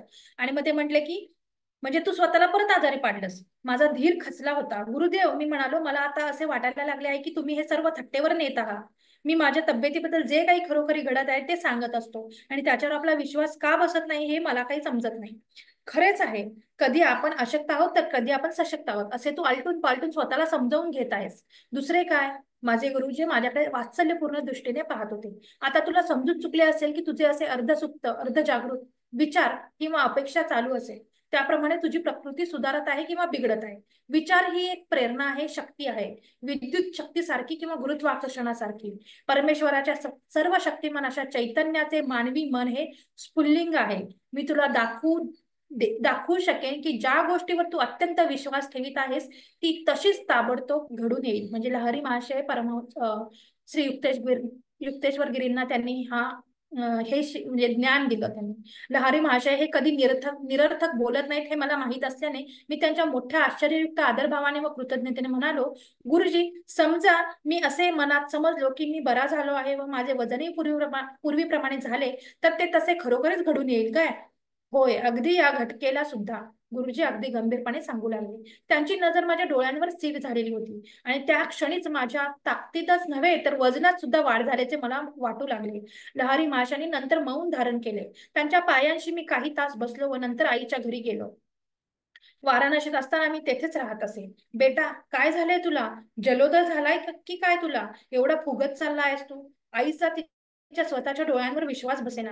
आजारपणापूर्वी जशी होती तशीच माझी प्रकृती सुदृढ व सशक्त झाली होती. मी वजन करून पाहिले आणि मला असे आढळून आले की माझे वजन एका दिवसात 50 पौंडांनी वाढलेले आहे आणि ही वाढ कायमची टिकली. ज्यांनी माझे हडकुळे शरीर पाहिले होते त्याच्या मित्रांना व ओळखीच्या लोकांना फार आश्चर्य वाटले. त्यापैकी कित्येकाने आपल्या आयुष्याचा मार्ग बदलला व त्या चमत्काराच्या प्रभावाने ते लहरी माशांचे शिष्य बनले. माझे गुरु परमेश्वरांच्या ठिकाणी सदैव जागृत असल्याने त्यांच्या दृष्टीने हे जग म्हणजे विधात्याच्या स्वप्नांचे स्थूलीकरण होय. त्या पलीकडे दुसरे काही नाही हे ते जाणून होते. दिव्य स्वरूप स्वप्नद्रष्ट्याशी आपण तादात्म्य पावलेलो आहोत हे पूर्णपणे माहीत असल्याने लहरी महाशय या अद्भुत जगाच्या स्वप्नरूप अणुपरमाणूंचे स्थूलीकरण करू शकत असत. त्यांचा स्थूल भाव नष्ट करू शकत किंवा त्यांच्यामध्ये आपल्या इच्छेनुसार वाटेल तो बदल घडून आणू शकत असत. या सृष्टीचे सर्व व्यापार नियमानुसार चालतात. श्री युक्तेश्वरांनी आपले भाषण संपवले. बाह्य विश्वामध्ये ज्या तत्वानुसार अंमल चालतो व जी तत्वे शास्त्रज्ञांना शोधून काढता येतात अशा तत्वांना निसर्ग नियम म्हणतात. पण या निसर्ग नियमाहूनही काही सूक्ष्मतर असे नियम असतात की ज्याला अवगुंठित आध्यात्मिक स्तरावर आणि जाणीवेच्या अंतस्थ क्षेत्रांवर चालत असतो. हे नियम योगशास्त्राच्या अभ्यासाने समजू शकतात. म्हणजे जड सृष्टीच्या खऱ्या स्वरूपाचे आकलन हे वैज्ञानिकांना होत नसून साक्षात्कारी सिद्ध पुरुषांना होऊ शकते. म्हणजे इथं त्यांनी सायन्सला काय लिमिटेशन्स आहेत हे सांगितलंय. डोळ्यांना किंवा जड गोष्टींना दिसणार त्याच्या पलीकडचं ही जे काही ज्ञान आहे ते साक्षात्कारी सिद्ध पुरुषांना होऊ शकतं असं म्हटलंय. ज्ञानाचे असे आकलन झालेले असल्यामुळे येशू ख्रिस्त एका शिष्याने कापून टाकलेल्या एका सेवकाचा कान पुन्हा बरोबर बसवून टाकू शकला. म्हणजे येशू ख्रिस्तांच्या बद्दलची एक गोष्ट आहे, त्या गोष्टीत हे नमूद केलंय की येशू ख्रिस्तांनी त्यांच्या म्हणजे त्याच्याबद्दल इथं बायबलमध्ये लिहिलेलं आहे की त्यापैकी एकाने म्हणजे ही गोष्ट आहे येशू ख्रिस्तांची, इथं त्यांनी जो उल्लेख केला ते वाचून दाखवते. एकाने मुख्य उपाध्यायाच्या मुस्काटात मारली व त्याचा उजवा कान कापला. आणि येशूने उत्तर दिले व तो म्हणाला, येथपर्यंतच तू यातना देहदंड सहन कर. आणि त्याने त्या कानास हाताने स्पर्श केला व तो बरा केला. म्हणजे येथपर्यंत म्हणजे इथपर्यंतच तू त्या वेदना आहे सहन कर, इथून पुढे तुला त्या करायला लागणार नाहीत, असं हा बायबलमध्ये उल्लेख आहे की येशू ख्रिस्ताने कान पुन्हा बरोबर बसवून टाकू शकले ते असं. गुरुजी धर्मग्रंथांवर अप्रतिम भाष्य करत. माझ्या पुष्कळच्या सुखद आठवणी अशा प्रवचनांविषयी आहेत, पण त्यांची विचाररत्ने ही दुर्लक्ष किंवा मूढता यांच्या राखीच्या ढिगाऱ्यात पडलेली नसत. माझ्या शरीराची एखादी अस्वस्थ हालचाल झाली किंवा माझे मन किंचित जरी दुर्लक्ष करू लागले तरी तितके सुद्धा गुरुजींचे प्रवचन बंद पाडण्यास कारण पुरत असेल, कारण त्यांनी सरेंडर केलं होतं बरोबर परमहंस योगानंदाने आपल्या गुरूंना. त्यामुळे त्यांच्या मनात जो थोडीशी जरी अस्वस्थता आली किंवा थोडी जरी त्यांची चलबिचलता झाली तरी लगेच त्या क्षणी त्यांचे गुरु श्री युक्तेश्वर गिरी त्यांचं प्रवचन थांबवायचे आणि त्यांना समजायचं की याच्या मनात अस्वस्थता चालली किंवा जे काही आहे ते. तुझे माझ्या बोलण्याकडे लक्ष नाही असे म्हणून एके दिवशी दुपारी श्री युक्तेश्वरांनी आपले चालू असलेले प्रवचन थांबवले. नेहमीप्रमाणे माझे लक्ष बरोबर आहे की नाही याचा ते निर्दयपणे मागोवा घेत होते. गुरुजी, मी विरोध दर्शवू लागलो. मी काही हल्लो नाही, माझ्या पापण्यांची सुद्धा हालचाल झाली नाही. आपण उच्चारलेला प्रत्येक शब्द मी पुन्हा उच्चारून दाखवेन. ते काही असले तरी तुझे माझ्याकडे सर्वस्वी लक्ष नव्हते. तू हे जे आता आग्रहाने नाकबूल करीत आहेस त्यामुळे मला सांगणे जरूर वाटते की तुझ्या मनाच्या पार्श्वभूमीवर तू 3 इमले बांधित आहेस. बघा त्यांनी त्यांच्या मनातलं कसं ओळखलं. एक सपाट मैदानावर हिरव्यागार वनराजीमध्ये, दुसरा म्हणजे एक पहिला जो आहे तो सपाट मैदानावर हिरव्यागार वनराजीमध्ये, दुसरा गिरिशिखरावर व तिसरा सागर तीरी. हे संदिग्धपणे सूचित केलेले विचार खरोखरीच माझ्या मनात अभावितपणे आलेच होते. तेव्हा वरमून मी त्यांच्याकडे दृष्टिक्षेप टाकला. वरमून म्हणजे थोडं खिजल्यासारखं वाटून म्हणा किंवा त्यांनी बरोबर त्यांना ओळखलं होतं असं समजून. आता अशा गुरूंच्या पुढे मी काय करणार? यांना माझ्या मनात भरमसाठ येत असलेले विचार सुद्धा समजतात. तूच तो अधिकार मला बहाल केलेला आहेस, ज्या सूक्ष्म सत्य तत्वाचे मी विवेचन करीत आहे. ती तुझे पूर्ण लक्ष असल्याखेरीज तुला कळणार नाहीत. अगदी जरूर असल्याशिवाय मी दुसऱ्यांच्या मनाच्या एकांतात प्रवेश करीत नाही. आपल्या विचारांमध्ये गुप्तपणे वावरण्याचा नैसर्गिक विशेष हक्क हा प्रत्येक मनुष्याला असतोच. ज्याला सगळीकडे प्रवेश आहे असा परमेश्वर सुद्धा तेथे प्रवेश करीत नाही. मी सुद्धा ते धाडेच करत नाही. म्हणजे त्यांच्याकडे ती सिद्धी होती की ते प्रत्येकाच्या आतमधलं बघू शकत होते, पण ते सांगतात की प्रत्येक गोष्टीला नियम असतात, त्याप्रमाणे तूच मला तो अधिकार दिलायस की तुझ्या मनात घुसण्याचा किंवा तू सरेंडर झालायस मला, तू सगळं ते ते मला मान्य केलंयस म्हणून मी तुझ्या मनातलं ओळखू शकतो आणि ते ओळखू शकतोय आणि तुला त्याच वेळी मी तुला सांगतोय म्हणून तुला जे काही महत्वाचं जागरूक राहून शिकायचंय ते तू शिकू शकणार आहेस असं ते सांगतात. गुरुजी, आपले नेहमीच स्वागत आहे. परमहंस म्हटले की तुम्ही जे काय करता त्याच्यासाठी माझं नेहमीच सपोर्ट आहे त्याला, असं म्हणायचं त्याला. ही तुझी शिल्परूपी स्वप्ने पुढे खरी ठरणार आहेत. सध्या तुला अभ्यास केला पाहिजे. म्हणजे ते सांगतात अजून पुढे की तुला जे काय हे तू शिल्परूपी स्वप्न बघतोस ना ती पुढे खरी ठरणार आहे, पण त्यासाठी तुला अभ्यास केला पाहिजे. अशा तऱ्हेने ओघागाने साध्या पद्धतीने गुरुजींनी माझ्या आयुष्यातील 3 महत्वाच्या आगामी घटनांचे भविष्य वर्तवले. म्हणजे बघा, आपण जे विचार करत असतो ते भविष्य घडवू शकतात. त्यामुळे काय विचार करतो हे किती महत्वाचं आहे. हे जरी त्यांच्या गुरूंनी परमहंसांना सांगितलं असलं तरी आपली सुद्धा आता सिच्युएशन अशीच आहे की आपण जो विचार करतो तो म्हणजे काळजीपूर्वक बघायचंय काय प्रकारचे विचार आपण करतो, का पॉझिटिव्ह राहायचंय, का निगेटिव्ह विचार करायचे नाहीये, हे सांगण्यामागचं हे सगळं आहे. तर साध्या पद्धतीने गुरुजींनी माझ्या आयुष्यातील 3 महत्वाच्या आगामी घटनांचे भविष्य वर्तवले. अगदी लहानपणापासून माझ्या डोळ्यांपुढे 3 इमारतींची, प्रत्येक इमारत वेगवेगळ्या पार्श्वभूमीवर बांधलेली अशा इमारतींची 3 कोड्यांसारखी दृश्य दिसत असत. म्हणजे लहानपणापासून दिसायची ती परमहंसांना. श्री युक्तेश्वरांनी दर्शवलेल्या क्रमानुसार ही दृश्य साकार झाली. पहिली म्हणजे रांची मधील मैदानावर स्थापन केलेल्या मुलांच्या योग विद्यालयाची इमारत, नंतर अमेरिकेत लॉस एंजेलिस येथे टेकडीवर बांधलेली संस्थेची अमेरिकेमधील मुख्य इमारत आणि त्यानंतर कॅलिफोर्नियामधील एन्सिनिटास येथे बांधलेल्या समुद्राचे विहंगम दृश्य न्याहाळणारा आश्रम. समोर प्रशांत महासागर त्याच्या पुढे पसरलेला आहे असा. गुरुजी कधी प्रौढीने असे म्हणत नसत, मी असे भविष्य वर्तवतो की अमुक अमुक घटना ही अशी होणार. ते साधेपणाने साधारणपणे नुसते सुचवित, असे होईल असे तुला नाही का वाटत. म्हणजे ते प्रश्नरूपी किंवा साधेपणाने सहजरित्या सांगायचे. ते कधी असं प्रौढीने नाही सांगत की मी आता भविष्य वर्तवतोय, असं असं घडणार आहे, तसं तसं घडणार आहे, अशा टाईपचं. पण त्यांच्या साध्या शब्द भविष्यवाणी दडलेली असेल, त्यांच्या भाकितात कधी फरक होत नसेल आणि किंचित अवगुंठित अशी भविष्य कधी खोटी ठरत नसत. श्री युक्तेश्वर भिडस्त स्वभावाचे असत व त्यांचे आचरण एखाद्या व्यवहारी माणसासारखे असेल. त्यांच्या बाबतीत संदिग्ध किंवा हवेत मनोरे बांधण्याचा प्रकार नसायचा. त्यांचे पाय भूतलावरच असायचे, पण डोके मात्र स्वर्गात जाऊन पोचलेले असायचे. व्यवहारी माणसे त्यांच्याकडून प्रशंसा मिळवीत. ते म्हणत, साधुत्व म्हणजे मौन नव्हे, दिव्य दृष्टी काही माणसाला असमर्थ करीत नाही. सद्गुणांच्या व्यावहारिक प्रदर्शनातून तीव्र बुद्धिमत्ता निर्माण होते. अतिंद्रिय सृष्टीबाबत चर्चा करणे गुरुजींना विशेष आवडत नसे. त्यांच्या भोवती असलेले विस्मयकारी तेजोवलय हे नितांत रुजुतेचे, साधेपणाचे असे. संभाषण प्रसंगी चकित करून टाकणारे दाखले ते क्वचितच देत. कृतीत मात्र त्यांचे व्यक्तित्व मोकळेपणाने व्यक्त व्हायचे. पुष्कळचे गुरु चमत्काराविषयी नुसते बोलतात, पण प्रत्यक्ष एक सुद्धा चमत्कार करून दाखवत नाहीत. श्री युक्तेश्वर या सूक्ष्म नियमाबाबत क्वचितच बोलत, पण त्यांचा उपयोग मात्र इच्छेनुसार वाटेल तेव्हा करून दाखवत. म्हणजे प्रॅक्टिकली करून दाखवत, नुसतं बोलत नाहीत नसायचे. अंतरंगातून परवानगी मिळाल्याखेरीज साक्षात्कारी पुरुष चमत्कार करून दाखवित नाहीत. गुरुजी खुलासा करीत, परमेश्वराला आपल्या सृष्टीची गुपिते अशी तशी प्रकट झालेली आवडत नाहीत. शिवाय प्रत्येक व्यक्तीला आपल्या मनाप्रमाणे वागण्याचा हक्क आहे व तो हक्क दुसऱ्या कोणास हिरावून घेता येणार नाही. संत जरी झाला तरी तो व्यक्ती स्वातंत्र्यावर अतिक्रमण करू इच्छित नाही. श्री युक्तेश्वरांच्या ठिकाणी जी कमालीची शांतता आढळून यायची त्याचे कारण त्यांना परमात्मा स्वरूपाचे सखोल दर्शन झालेले होते. हे होय, ज्यांना साक्षात्कार झालेला नाही अशा नुसत्या पोकळ गुरूंप्रमाणे ज्यांचा थांग लागू शकत नाही अशी गुह्य व्यवहारी लोकांना जुजबी रीतीने प्रकट करून दाखवण्यास श्री युक्तेश्वरांना वेळ नसे. हिंदू धर्मग्रंथात अशी म्हण आहे, उथळ माणसात अल्पविचारांचे मासे फार गडबड उडवून देतात. सागरासारखे ज्यांचे मन विशाल आहे त्यांच्यामध्ये अंतस्फूर्तीचे देव मासे किंचित सुद्धा हालचाल करत नाहीत. म्हणतात आपल्याकडे म्हण आहे ना, उथळ पाण्याला खळखळाट फार, अशी एक म्हण आहे. त्याच्या पद्धतीनेच याचा आपण अर्थ सांगितला इथे. गुरुजींचे स्वरूप आचरण असे हे साधे अवडंबर रहित असल्याने, ते कधी देखावा करीत नसल्याने त्यांच्या समकालीनांपैकी फार थोड्यांनाच त्यांच्या अतिमानव स्वरूपाची कल्पना होती. एक म्हण आहे, ज्याला आपले शहाणपण लपून ठेवता येत नाही तो मूर्ख होय. ही म्हण माझ्या धीर प्रकृती व शांत स्वभावी गुरुजींच्या बाबतीत बिलकुल लागू पडत नसे.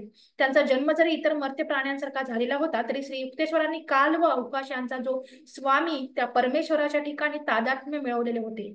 मानवता व दिव्यता यांचे ऐक्य साधण्याच्या मार्गात गुरुजींना दुर्लक्षणीय अशी कोणतीही अडचण आली नाही. अशा तऱ्हेचा अडसर असतच नाही. फक्त मानवास आध्यात्मिक साधनेमध्ये धाडस करावयास नको असते हे मला कळून आले. श्री युक्तेश्वरांच्या पवित्र पादस्पर्शाने मी नेहमीच थरारून जात असे. गुरुच्या पवित्र संपर्काने शिष्य आध्यात्मिक दृष्ट्या चुंबकाप्रमाणे आकर्षित केला जातो व गुरुचे गुणधर्म त्याच्या ठिकाणी दिसू लागतात. शिष्यांच्या मेंदूतील अनिष्ट सवयींची यांत्रिक रचना खरडून साफ केली जाते. त्याच्यामधील पार्थिव संस्काराचे खोलगट भाग त्याच्या हिताच्या दृष्टीने भरले जातात. थोडा वेळ तरी का होईना त्याला आपल्यावरचे मायेचे आवरण उचलले गेल्यासारखे वाटते आणि खऱ्या दिव्य आनंदाचे ओझरते दर्शन होते. मी जेव्हा जेव्हा गुरुपुढे भारतीय रिवाजाप्रमाणे वंदन करीत असे त्यावेळी माझे शरीर मुक्तिप्रदायक चमकीने पुलकित होत असे. गुरुजी मला सांगू लागले, लहरी माशे जरी गप्प असले किंवा अगदी धार्मिक व्यतिरिक्त विषयांवर संभाषण करू लागले तरी सुद्धा मला असे आढळून आले आहे की त्यांनी मला अविस्मरणीय, कधीही न पुसले जाणारे ज्ञान प्रदान केलेले आहे. श्री युक्तेश्वरांचा माझ्यावर तसाच परिणाम झाला. आश्रमात प्रवेश करावयाच्या वेळी जर माझ्या मनाला त्रास झाला असला किंवा माझ्या मनाला बरे वाटत नसले तर आश्रमात शिरल्यानंतर माझ्या मनाच्या वृत्तीत हळूहळू बदल होऊ लागले. गुरुजींचे केवळ दर्शन झाल्यानेच माझ्या मनाला बरे व शांत वाटू लागले. त्यांच्या सहवासातील प्रत्येक दिवशी आनंद, शांतता व ज्ञान यांचा नवनवीन अनुभव घडून यायचा. लोभ, क्रोध किंवा काम, मानवी आसक्ती यांच्या योगे मी त्यांना कधीही मूढ झालेले किंवा भावना उद्रेकाने बेभान झालेले पाहिलेले नाही. मायेचा अंधकार हळूहळू येत आहे.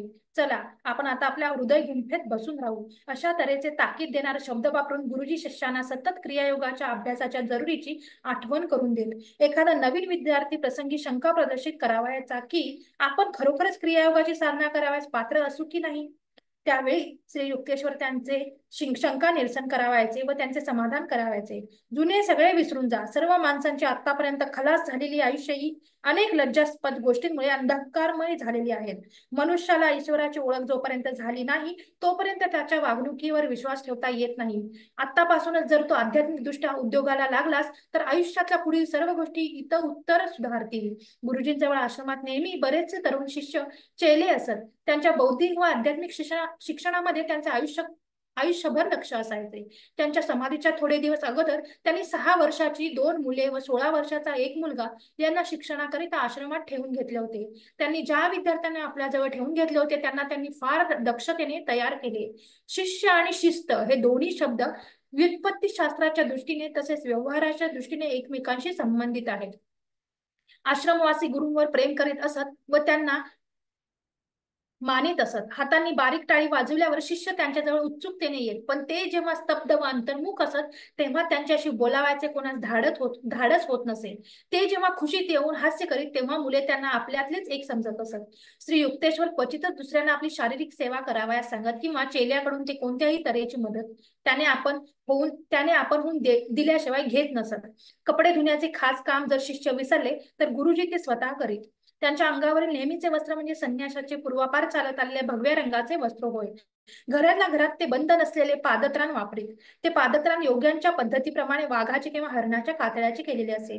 श्री युक्तेश्वर इंग्लिश, फ्रेंच, बंगाली व हिंदी अस्खलितपणे बोलत. त्यांचे संस्कृतही बरे असे.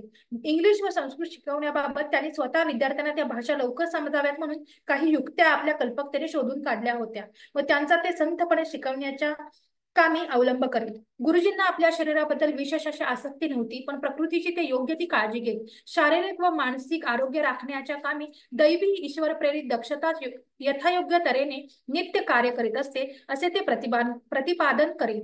कोणत्याही तऱ्हेचा आत्यंतिकपणा ते वर्ज्य समजत. एका शिष्याला दीर्घकाळपर्यंत उपास करण्याची इच्छा झाली तर गुरुजी त्याला म्हणाले, कुत्र्यापुढे एखादा हाडाचा तुकडा का नाही टाकत? म्हणजे ते वासना चेक करायला असं म्हणतात. खरंच तुला उपवास करायची इच्छा आहे का खरंच करायचं म्हणून करतोस, असं त्याच्या मागचा अर्थ आहे. श्री युक्तेश्वरांची शरीर प्रकृती उत्तम असे. मी त्यांना आजारी पडल्याचे कधीही पाहिले नाही. व्यवहारिक पद्धतीचा थोडा आदर दाखवण्याच्या हेतूने ते आपल्या शिष्यांना त्यांची इच्छा असेल तर डॉक्टरांचा सल्ला घेण्याची परवानगी देत. ते म्हणत, डॉक्टर लोकांनी लोकांच्या तब्येती बऱ्या करण्याचे काम अखिल वस्तू मात्राला लागू असणाऱ्या परमेश्वराच्या नियमानुसार करीत राहावे, परंतु डॉक्टरांच्या उपचारांपेक्षा मानसोपचार पद्धतीला ते श्रेष्ठ समजत. ते आपल्या शिष्यांना नेहमी म्हणायचे की ज्ञान हा सर्वात श्रेष्ठ असा प्रकृती शुद्ध करण्याचा मार्ग आहे. ज्ञान हा सर्वात श्रेष्ठ प्रकृती शुद्ध करण्याचा मार्ग आहे. मग आजार आणि रोग व्हायचा प्रश्नच येत नाही, असं त्याचा मागचा अर्थ आहे. शरीर म्हणजे एक धोकेबाज मित्र आहे. त्याला जेवढे जरूर आहे तेवढे देऊन टाका, पण जास्त काही देऊ नका. वेदना आणि आराम या क्षणभंगूर आहेत. द्वैत धर्माच्या या साऱ्या उपाधी शांत चित्ताने राबवा, सहन करा आणि त्याचबरोबर त्याच्या तावडीतून आपली सुटका करून घेण्याचा प्रयत्न करीत जा. रोग व तसेच त्याचे निवारण यांचे कार्य कल्पनेतून होत असते. शरीरात त्यांचा प्रवेश होण्याचा कल्पना हा दरवाजा आहे. तुम्ही जरी आजारी असला तरी आपल्याला खरोखरी काही दुखणे झाले आहे ही भावना मनातून काढून टाका. ह्याप्रमाणे मान्यता न मिळाल्याने तो आगंतुक पाहुणा पळून जाईल. गुरुजींच्या म्हणजे स्वतःहून मनाचा उपचार कसा करायचा याचं उदाहरण इथं त्यांनी दिले की जेव्हा आपण आजारी पडतो तर कल्पना असते आपली, ती कल्पना ज्या गोष्टी आहेत ते मनातनं काढूनच टाका की आपल्याला मुळात दुखणं आहे. आणि जेव्हा आपण ती भावना मनातनं काढून टाकतो तेव्हा आपोआप तो आगंतुक पाहुणा म्हटला त्यांनी, तो पळून जाईल म्हणून. गुरुजींच्या शिष्य समुदायात पुष्कळ डॉक्टरही असत. ते त्यांना म्हणत, ज्यांनी शरीर विज्ञान शास्त्राचा अभ्यास केला आहे त्यांनी आणखी पुढे जाऊन आत्मज्ञानाचे जे शास्त्र आहे त्याचा अभ्यास करावा. शारीरिक रचनेच्या मागे एखादी सूक्ष्म आध्यात्मिक रचना दडलेली आहे. श्री युक्तेश्वर आपल्या विद्यार्थ्यांना पाश्चिमात्य व पौरात्य अशा 2 संस्कृतीमधील दुवा साधण्याचे कार्य प्रत्यक्ष आचरणात आणावे म्हणून उपदेश करत. बाह्य आचार विचारात ते स्वतः जरी पश्चिमात्य राहण्याचे संस्कृतीचे प्रगतशील शोधक व आरोग्यशील प्रवृत्तीची ते प्रशंसा करीत. त्याचप्रमाणे पौरात्य संस्कृतीत धार्मिक आणि आध्यात्मिक आदर्शांनी शतकानुशतके टिकलेले असे एक आगळे तेज दिले आहे, याचाही ते गौरवपूर्ण उल्लेख करीत. शिस्तीचे वळण मला अपरिचित असे नव्हते. घरी वडील फार कडक अनंत दादा सुद्धा कधी कधी फार कठोर वागायचा. पण श्री युक्तेश्वरांची शिस्त अशी होती की जहाल म्हटल्याशिवाय तिचे दुसऱ्या शब्दाने वर्णन करता यायचे नाही. त्यांचे स्वतःचे आचरण अगदी परिपूर्ण असल्याने शिष्यांच्या ढिलाईबद्दल ते फार टीका करीत. मग ती ढिलाई साध्या कामात असो की चारित्र्यस्खलनाच्या सूक्ष्म बाबतीत असो. खऱ्या कळकळीशिवाय नुसतीच चांगली रीतभात म्हणजे एखाद्या सुंदर मेलेल्या स्त्रीप्रमाणे आहे. अशाच एका निमित्ताने ते म्हणाले, नुसता रीतीभाती खेरीज सरळपणा म्हणजे एखाद्या शस्त्रवैद्याच्या चाकूर प्रमाणे आहे, परिणामकारक पण त्रासदायक. सरळपणाच्या जोडीला वागण्याची पद्धत असली म्हणजे तो सरळपणा उपयोगी पडतो व त्याची सर्व लोक प्रशंसा करतात. गुरुजी माझ्या आध्यात्मिक प्रगतीवर खुश आहेत असे दिसत होते, कारण तिचा ते क्वचितच उल्लेख करीत असत. इतर बाबतींमध्ये त्यांचे बोलणे ऐकून घेण्याची माझ्या कानांना सवय होती. माझे प्रमुख दोष म्हणजे लक्ष नसणे, मधून मधून येणारे औदासिन्य आणि शिष्टाचाराच्या काही नियमांचा भंग करणे आणि अधूनमधून दिसणारा येणारा गैरशिस्तपणा. तुझे वडील भगवती यांचे वागणे कसे व्यवस्थित असते आणि काटेकोरपणे असते ते पहा, माझे गुरु मला सांगत. सेरापूरच्या आश्रमात मी जेव्हा पहिल्या वेळी गेलो त्यानंतर लवकरच लहारी महाशयांचे हे दोन शिष्य एकमेकास भेटले. वडील आणि गुरुजी परस्परांची वाखाणणी करत. दोघांनी एक अध्यात्माच्या ग्रॅनाइट खडकावर एक सुंदरसे आंतरिक जीवन उभारले होते.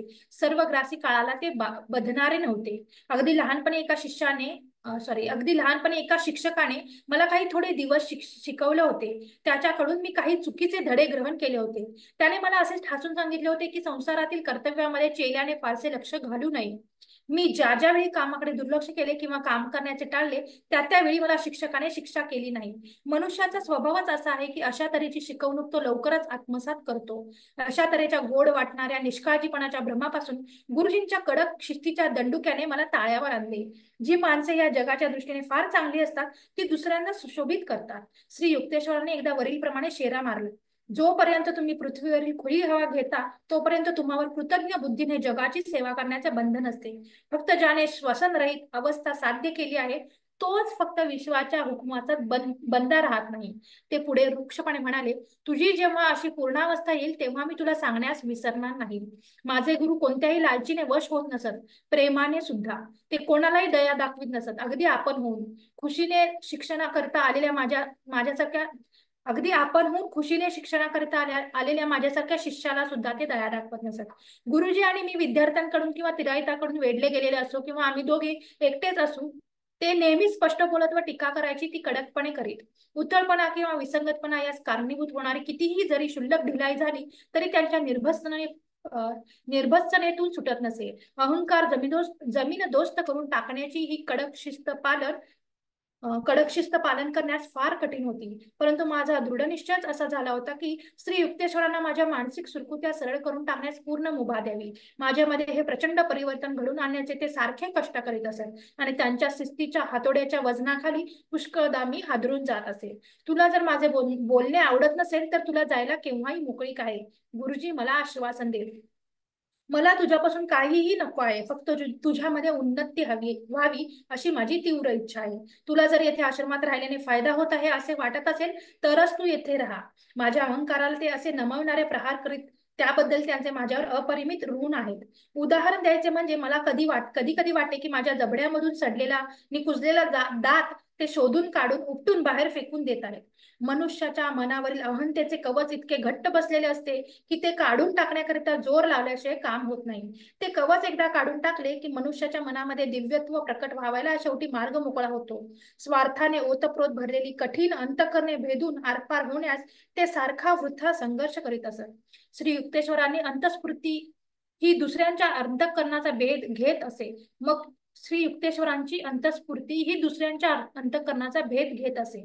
मग तो मनुष्य कितीही कुरकुर करो, पुष्कळदा ते त्यांच्या मनात चाललेल्या विचारांचा जबाब देत असत. मनुष्य जे शब्द वापरतो व त्या शब्दाच्या उच्चारांच्या पाठीमागे त्याचे जे प्रत्यक्ष विचार असतात त्यांच्यामध्ये महद अंतर असते.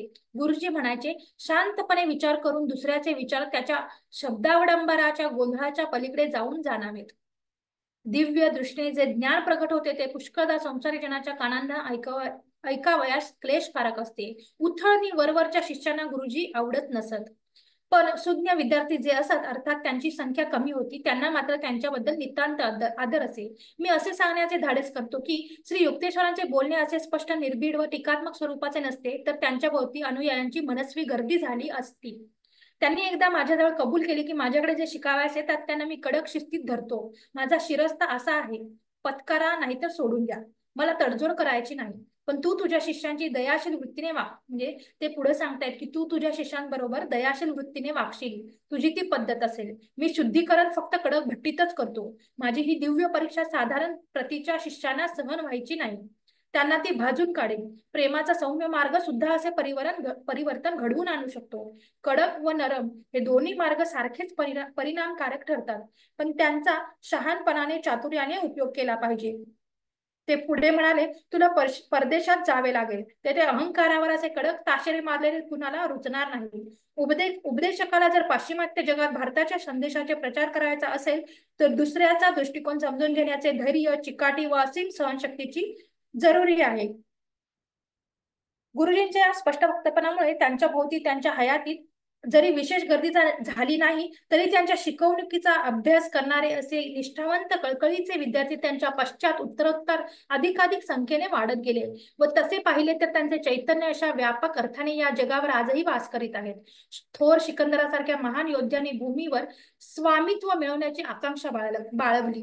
श्री युक्तेश्वरांसारखे गुरु याच्या पलीकडचे स्वामित्व, मानवांच्या आत्म्यावरील स्वामित्व साध्य करून घेतात. आपल्या शिष्यांचा साध्या दुर्लक्ष करण्याजोग्या चुका दाखवून देण्याच्या गुरुजींचा मार्ग मोठे अवडंबर करून गांभीर्यपूर्वक वर्णन करून सांगण्याचा असेल. एक दिवस माझे वडील सेरामपूरला गुरुजींच्या दर्शनाला आले. माझ्याबद्दल काही बरे शब्द बोलतील अशी त्यांची साहजिकपणे अपेक्षा होती, पण माझ्या चुकांचा गुरुजींनी जेव्हा लांब लचक पाडा वाचला तेव्हा त्यांना धक्काच बसला. ते ताबडतोब माझ्याकडे आले. तुझे गुरुजी जे काही सांगतात त्यावर तू तर अगदी कामातून गेल्यासारखा दिसतोयस मला. वडिलांच्या डोळ्यात अश्रू आले व तसे त्यांना हसूही आले. त्यावेळी श्री युक्तेश्वर जे माझ्यावर नाराज झाले होते त्याचे कारण अगदी क्षुल्लक होते. त्यांच्या नम्र सूचनेविरुद्ध मी एका इसमाला आध्यात्मिक मार्गावर आणण्याचा प्रयत्न करीत होतो. रागाच्या भरात मी गुरुजींपाशी पोचलो. त्यांनी माझ्याकडे पाहिले. आपली काहीतरी चूक झालेली आहे या जाणीवेने त्यांचे डोळे खाली वळलेले होते. त्या दिव्य सिंहाला माझ्या पुढे नम्र झालेले मी अगदी त्या एका वेळीच पाहिले. त्या अद्वितीय क्षणाचा मी पुरता लाभ घेतला. गुरुजी, आश्चर्यचकित झालेल्या माझ्या वडिलांपुढे तुम्ही माझ्याबद्दल इतक्या निर्दयपणे का बोललात? ते न्यायाला धरून होते काय? पुन्हा मी तसे करणार नाही. श्री युक्तेश्वरांचा स्वर दिलगिरी प्रदर्शित करण्याचा होता.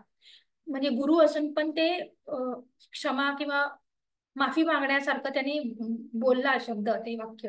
एका क्षणात माझ्या हातचे शस्त्र गळून पडले. त्या महात्म्याने किती ताबडतोब आपली चूक कबूल केली. जरी त्यांनी पुन्हा कधी माझ्या वडिलांची मनःशांती ढळून दिली नाही तरी गुरुजींनी कठोरपणे संधी मिळेल तेव्हा केव्हाही व कोठेही माझ्यावर शिस्त धरण्याचे सत्र चालूच ठेवले. श्री युक्तेश्वर इतरांवर टीका करीत असताना नवीन शालेय शिष्य त्यात पूर्णपणे सामील होत. जणू काय गुरुजींप्रमाणे तेही शहाणे होते. जणू काय अचूक विवेकाचे ते पुतळेच होते. पण जो पहिल्यांदा कुरपत काढतो त्याने आपल्या बचावाची तयारी ठेवावी. पण हे दुसऱ्याचे दोष काढणारे शिष्य गुरुजी जेव्हा उघडपणे आपल्या पृथक्करण रूपी भात्यातून थोडेसे बाण त्यांच्या दिशेने फेकत असत त्यासरशी ते अविचारीपणाने ताबडतोब त्यांच्यापासून पळून जात. नाजूक असे अंतरंगातील दोष सौम्यशा टीका स्पर्शाने विरोध दर्शवतात. याला उदाहरण द्यायचे म्हणजे शरीरातील व्याधींनी पछाडलेले अवयव किंवा भाग. ते असेच नाजूक स्पर्श करण्यापूर्वीच मागे सरकतात. पळून जाण्यावर श्री युक्तेश्वर गमतीने अशा प्रकारची टीका करीत. पुष्कळ शिष्य गुरुजींचे प्रत्यक्ष दर्शन होण्यापूर्वी त्यांच्याबद्दल काही वेगळ्याच कल्पना बांधतात आणि त्या कल्पनांवरून त्यांच्या शल्यांचे, कृतींचे मोजमाप करतात. असे शिष्य आपल्या युक्तेश्वरांच्या स्वरूपाचे आकलन झाले नाही अशी तक्रार करीत. मी एकदा टोमणा मारला, त्याचप्रमाणे तुम्हाला ईश्वराच्या स्वरूपाचे आकलन झालेले नाही. जर एखाद्या संताचे स्वरूप कळले तर तुम्ही सुद्धा संतच व्हाल. या विश्वामध्ये जी अब्जावधी गूढ रहस्य आहेत त्यापैकी एक आहे की जिचे वास्तविक स्वरूप वर्णन करता येत नाही. अशा हवेचे क्षणोक्षणी श्वसन करणारा असा कोणता मनुष्य असे विचारण्याचे धाडस करील की गुरुच्या अगाध स्वभावाचे ज्ञान ताबडतोब मिळवले आहे का? आहे काय? विद्यार्थी येत आणि जात, ज्यांना अध्यात्माचा सोपा मार्ग पाहिजे होता, सहानुभूती ताबडतोब मिळावी, आपल्या गुणास मान्यता मिळावी अशी ज्यांची अपेक्षा असे, अशांची या आश्रमात अपेक्षा पुरी होत नसे. गुरुजी आपल्या शिष्यांना आश्रम व निवारा देत व एखाद्या धनगरासारखी त्यांची वर्षानुवर्षे देखभाल करत. पण पुष्कळचे विद्यार्थी तेथून लवकरच निघून जात. आयुष्यातील असंख्य महान मानहानीचे प्रसंग त्यांना परवडत, पण आश्रमात होणारी मानहानी त्यांना असंही वाटे. त्यांची आध्यात्मिक प्रगती फारच व अल्प व सदोष असल्याने श्री युक्तेश्वरांची दिपवून टाकणारी दृष्टी, त्यांच्या ज्ञानाचा मोकळा व भेदक सूर्यप्रकाश अशा विद्यार्थ्यांना फार प्रखर वाटे. त्यांच्याशी ते मुकाबला करू शकत नसत.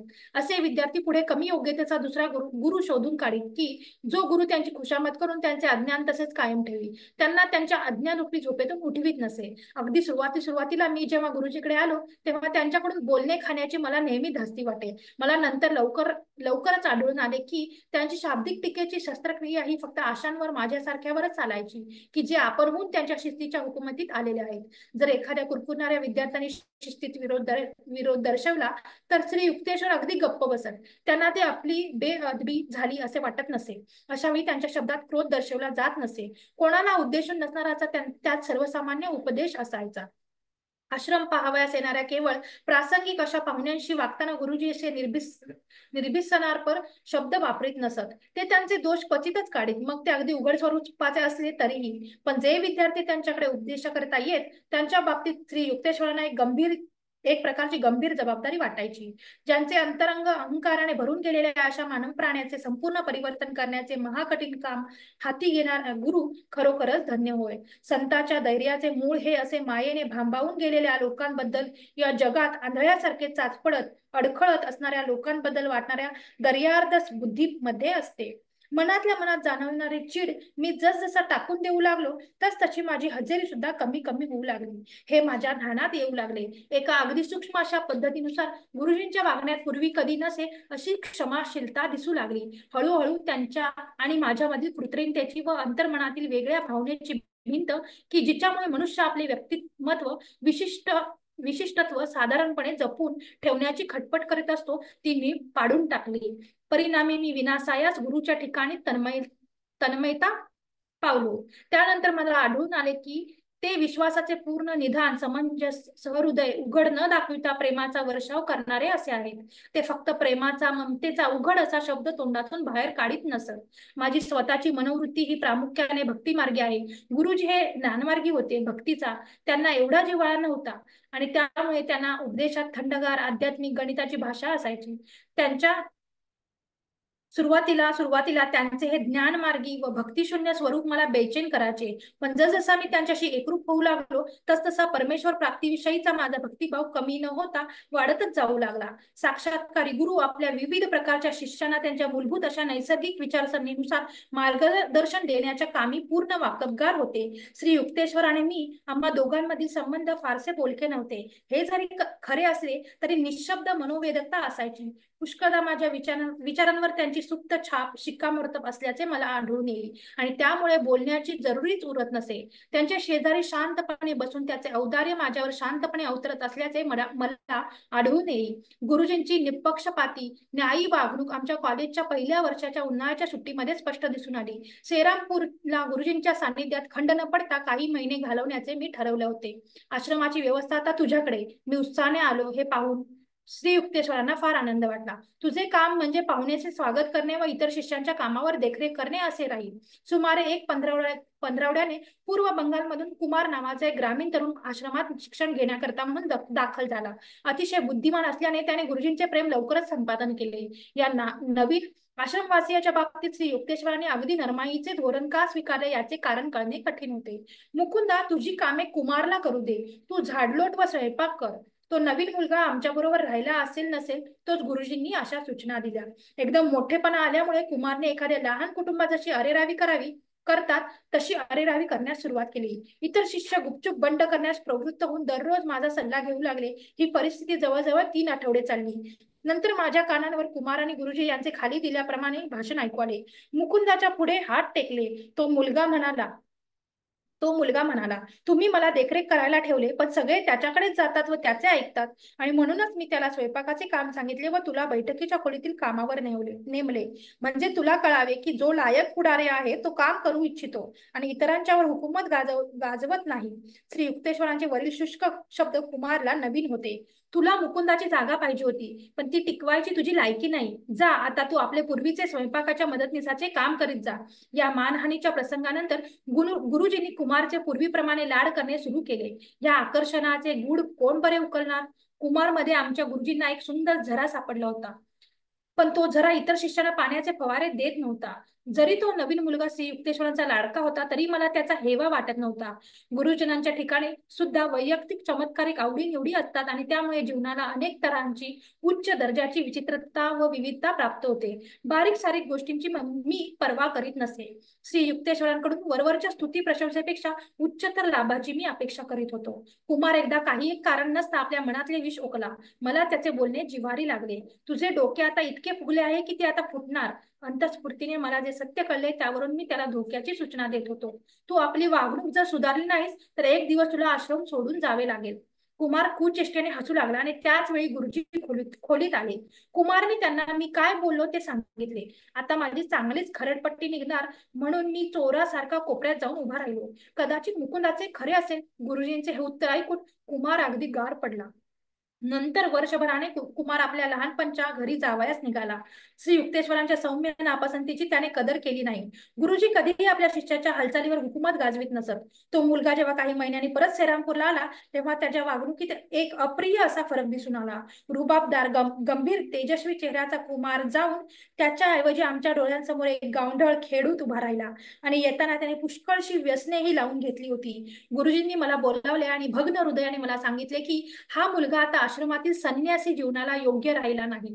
मुकुंद, कुमारला उद्या आश्रम सोडून जाण्याचे सांगण्याची कामगिरी मी तुझ्यावर सोपवित आहे. मला हे काम करवत नाही. श्री युक्तेश्वरांच्या डोळ्यात अश्रू आले पण त्यांनी ताबडतोब स्वतःला सावरले. या मुलाने जर माझे ऐकले असते आणि आश्रम सोडून तो कुसंगतीत राहिला नसता तर तो आज इतक्या थराला गेला नसता. त्याने माझ्या संरक्षणाचा त्याग केलेला आहे. या निष्ठुर जगाने त्याला गुरु म्हणून शिकवणे अजून जरूर आहे.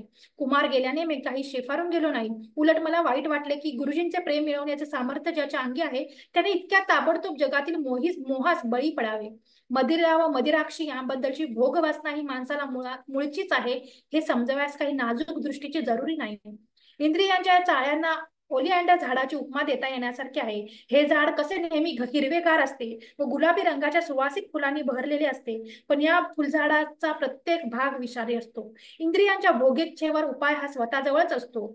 त्या उपायाचा अवलंब केल्याने जे उज्ज्वल सुख प्राप्त होते ते सुख मनुष्य मात्र आंधळेपणाने इतर अनेक सहस्रबाह्य दिशांमध्ये शोधत राहतो. तीव्र बुद्धिमत्तेला दोन धारही असतात. कुमारच्या बुद्धिमत्तेचा विषय निघाला तेव्हा गुरुजी म्हणाले, बुद्धीचा उपयोग दोन्ही तऱ्हांनी होऊ शकतो, विधायक व विघातक. उदाहरण चाकूचे घ्या.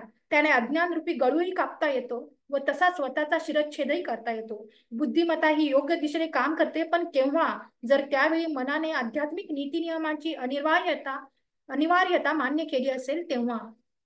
माझे गुरु शिष्याशी, मग ते पुरुष असोत किंवा स्त्रिया असोत, अगदी मोकळेपणाने मिसळत. माझे गुरु शिष्याशी, मग ते पुरुष असोत किंवा स्त्रिया असोत, अगदी मोकळेपणाने मिसळत. ते सगळ्यांना आपली मुलेच लेखीत. त्या सर्वांमधील आत्मैक्य जाणून ते त्यामध्ये भेदभाव करीत नसत व त्या सर्वांशी निपक्षपातीपणाने वागत. ते म्हणत, झोपेत तुम्हाला समजत नाही की तुम्ही पुरुष आहात की स्त्री आहात. ज्याप्रमाणे पुरुष स्त्रीची भूमिका करून स्त्री होत नाही त्याचप्रमाणे आत्म्याने पुरुषाची किंवा स्त्रीची भूमिका घेतली तर त्याच्या स्वरूपात बदल होत नाही. आत्मा म्हणजे परमेश्वराचे निर्विकार व निर्गुण प्रतिबिंब आहे. श्री युक्तेश्वर स्त्रियांचे संपर्क वर्ज्य समजत नसत की त्यांच्यावर पुरुषाच्या अधपाताचे कारण म्हणून टीकाही करत नसत. पुरुषांप्रमाणे स्त्रियांना सुद्धा मोहाला तोंड द्यावे लागते हे त्यांनी निदर्शनास आणले. मी एकदा गुरुजींना विचारले, एका मोठ्या महात्म्याने स्त्रीला नरकाचे द्वार म्हणून का संबोधले आहे? त्याच्या तारुण्यात एखाद्या मुलीने त्रास देऊन त्यांची मनशांती बिघडून टाकली असेल. गुरुजींनी असे मर्मभेदक उत्तर दिले, नाही, पेक्षा त्याने स्त्रीवर टीका न करता उघड उघड आपल्या आत्मसंयमनाच्या कमजोरीला दोषी धरले असते. एखाद्या पाहुण्याने आश्रमात आले असताना एखादी विषय वासना सूचक गोष्ट सांगितली तर गुरुजी त्याला उत्तर न देता गप्प बसत. ते शिष्याला सांगत, एखाद्या सुंदर चेहरारूपी चाबकाने तुम्ही स्वतःला फटके मारून घेण्यास अवसर देऊ नका. विषयांचे गुलाम झालेले या जगात सुख कसे मिळणार? शेणात रमून जाणाऱ्या या जगातील सूक्ष्म स्वादापासून वंचित व्हावे लागते. पंचमहाभूतांच्या विषयास बळी पडलेल्या मनुष्यास सूक्ष्म विवेक बुद्धीस मुकावे लागते. मायेने निर्माण केलेल्या विषय सुखाच्या मोहापासून मुक्तता मिळवू इच्छिणाऱ्या विद्यार्थ्यांना ते धीराचा व समजुतीचा सल्ला देत. ज्याप्रमाणे भूक याला एक संयुक्तिक हेतू आहे, लोभाला नव्हे. त्याप्रमाणे संभोग वृत्ती ही निसर्गाने फक्त वंश सातत्याच्या उद्देशाने निर्माण केलेली आहे. याचा हेतू कधी तृप्त न होणाऱ्या अशा वासनांना प्रज्वलित करण्याकरिता नव्हे, असे ते म्हणत.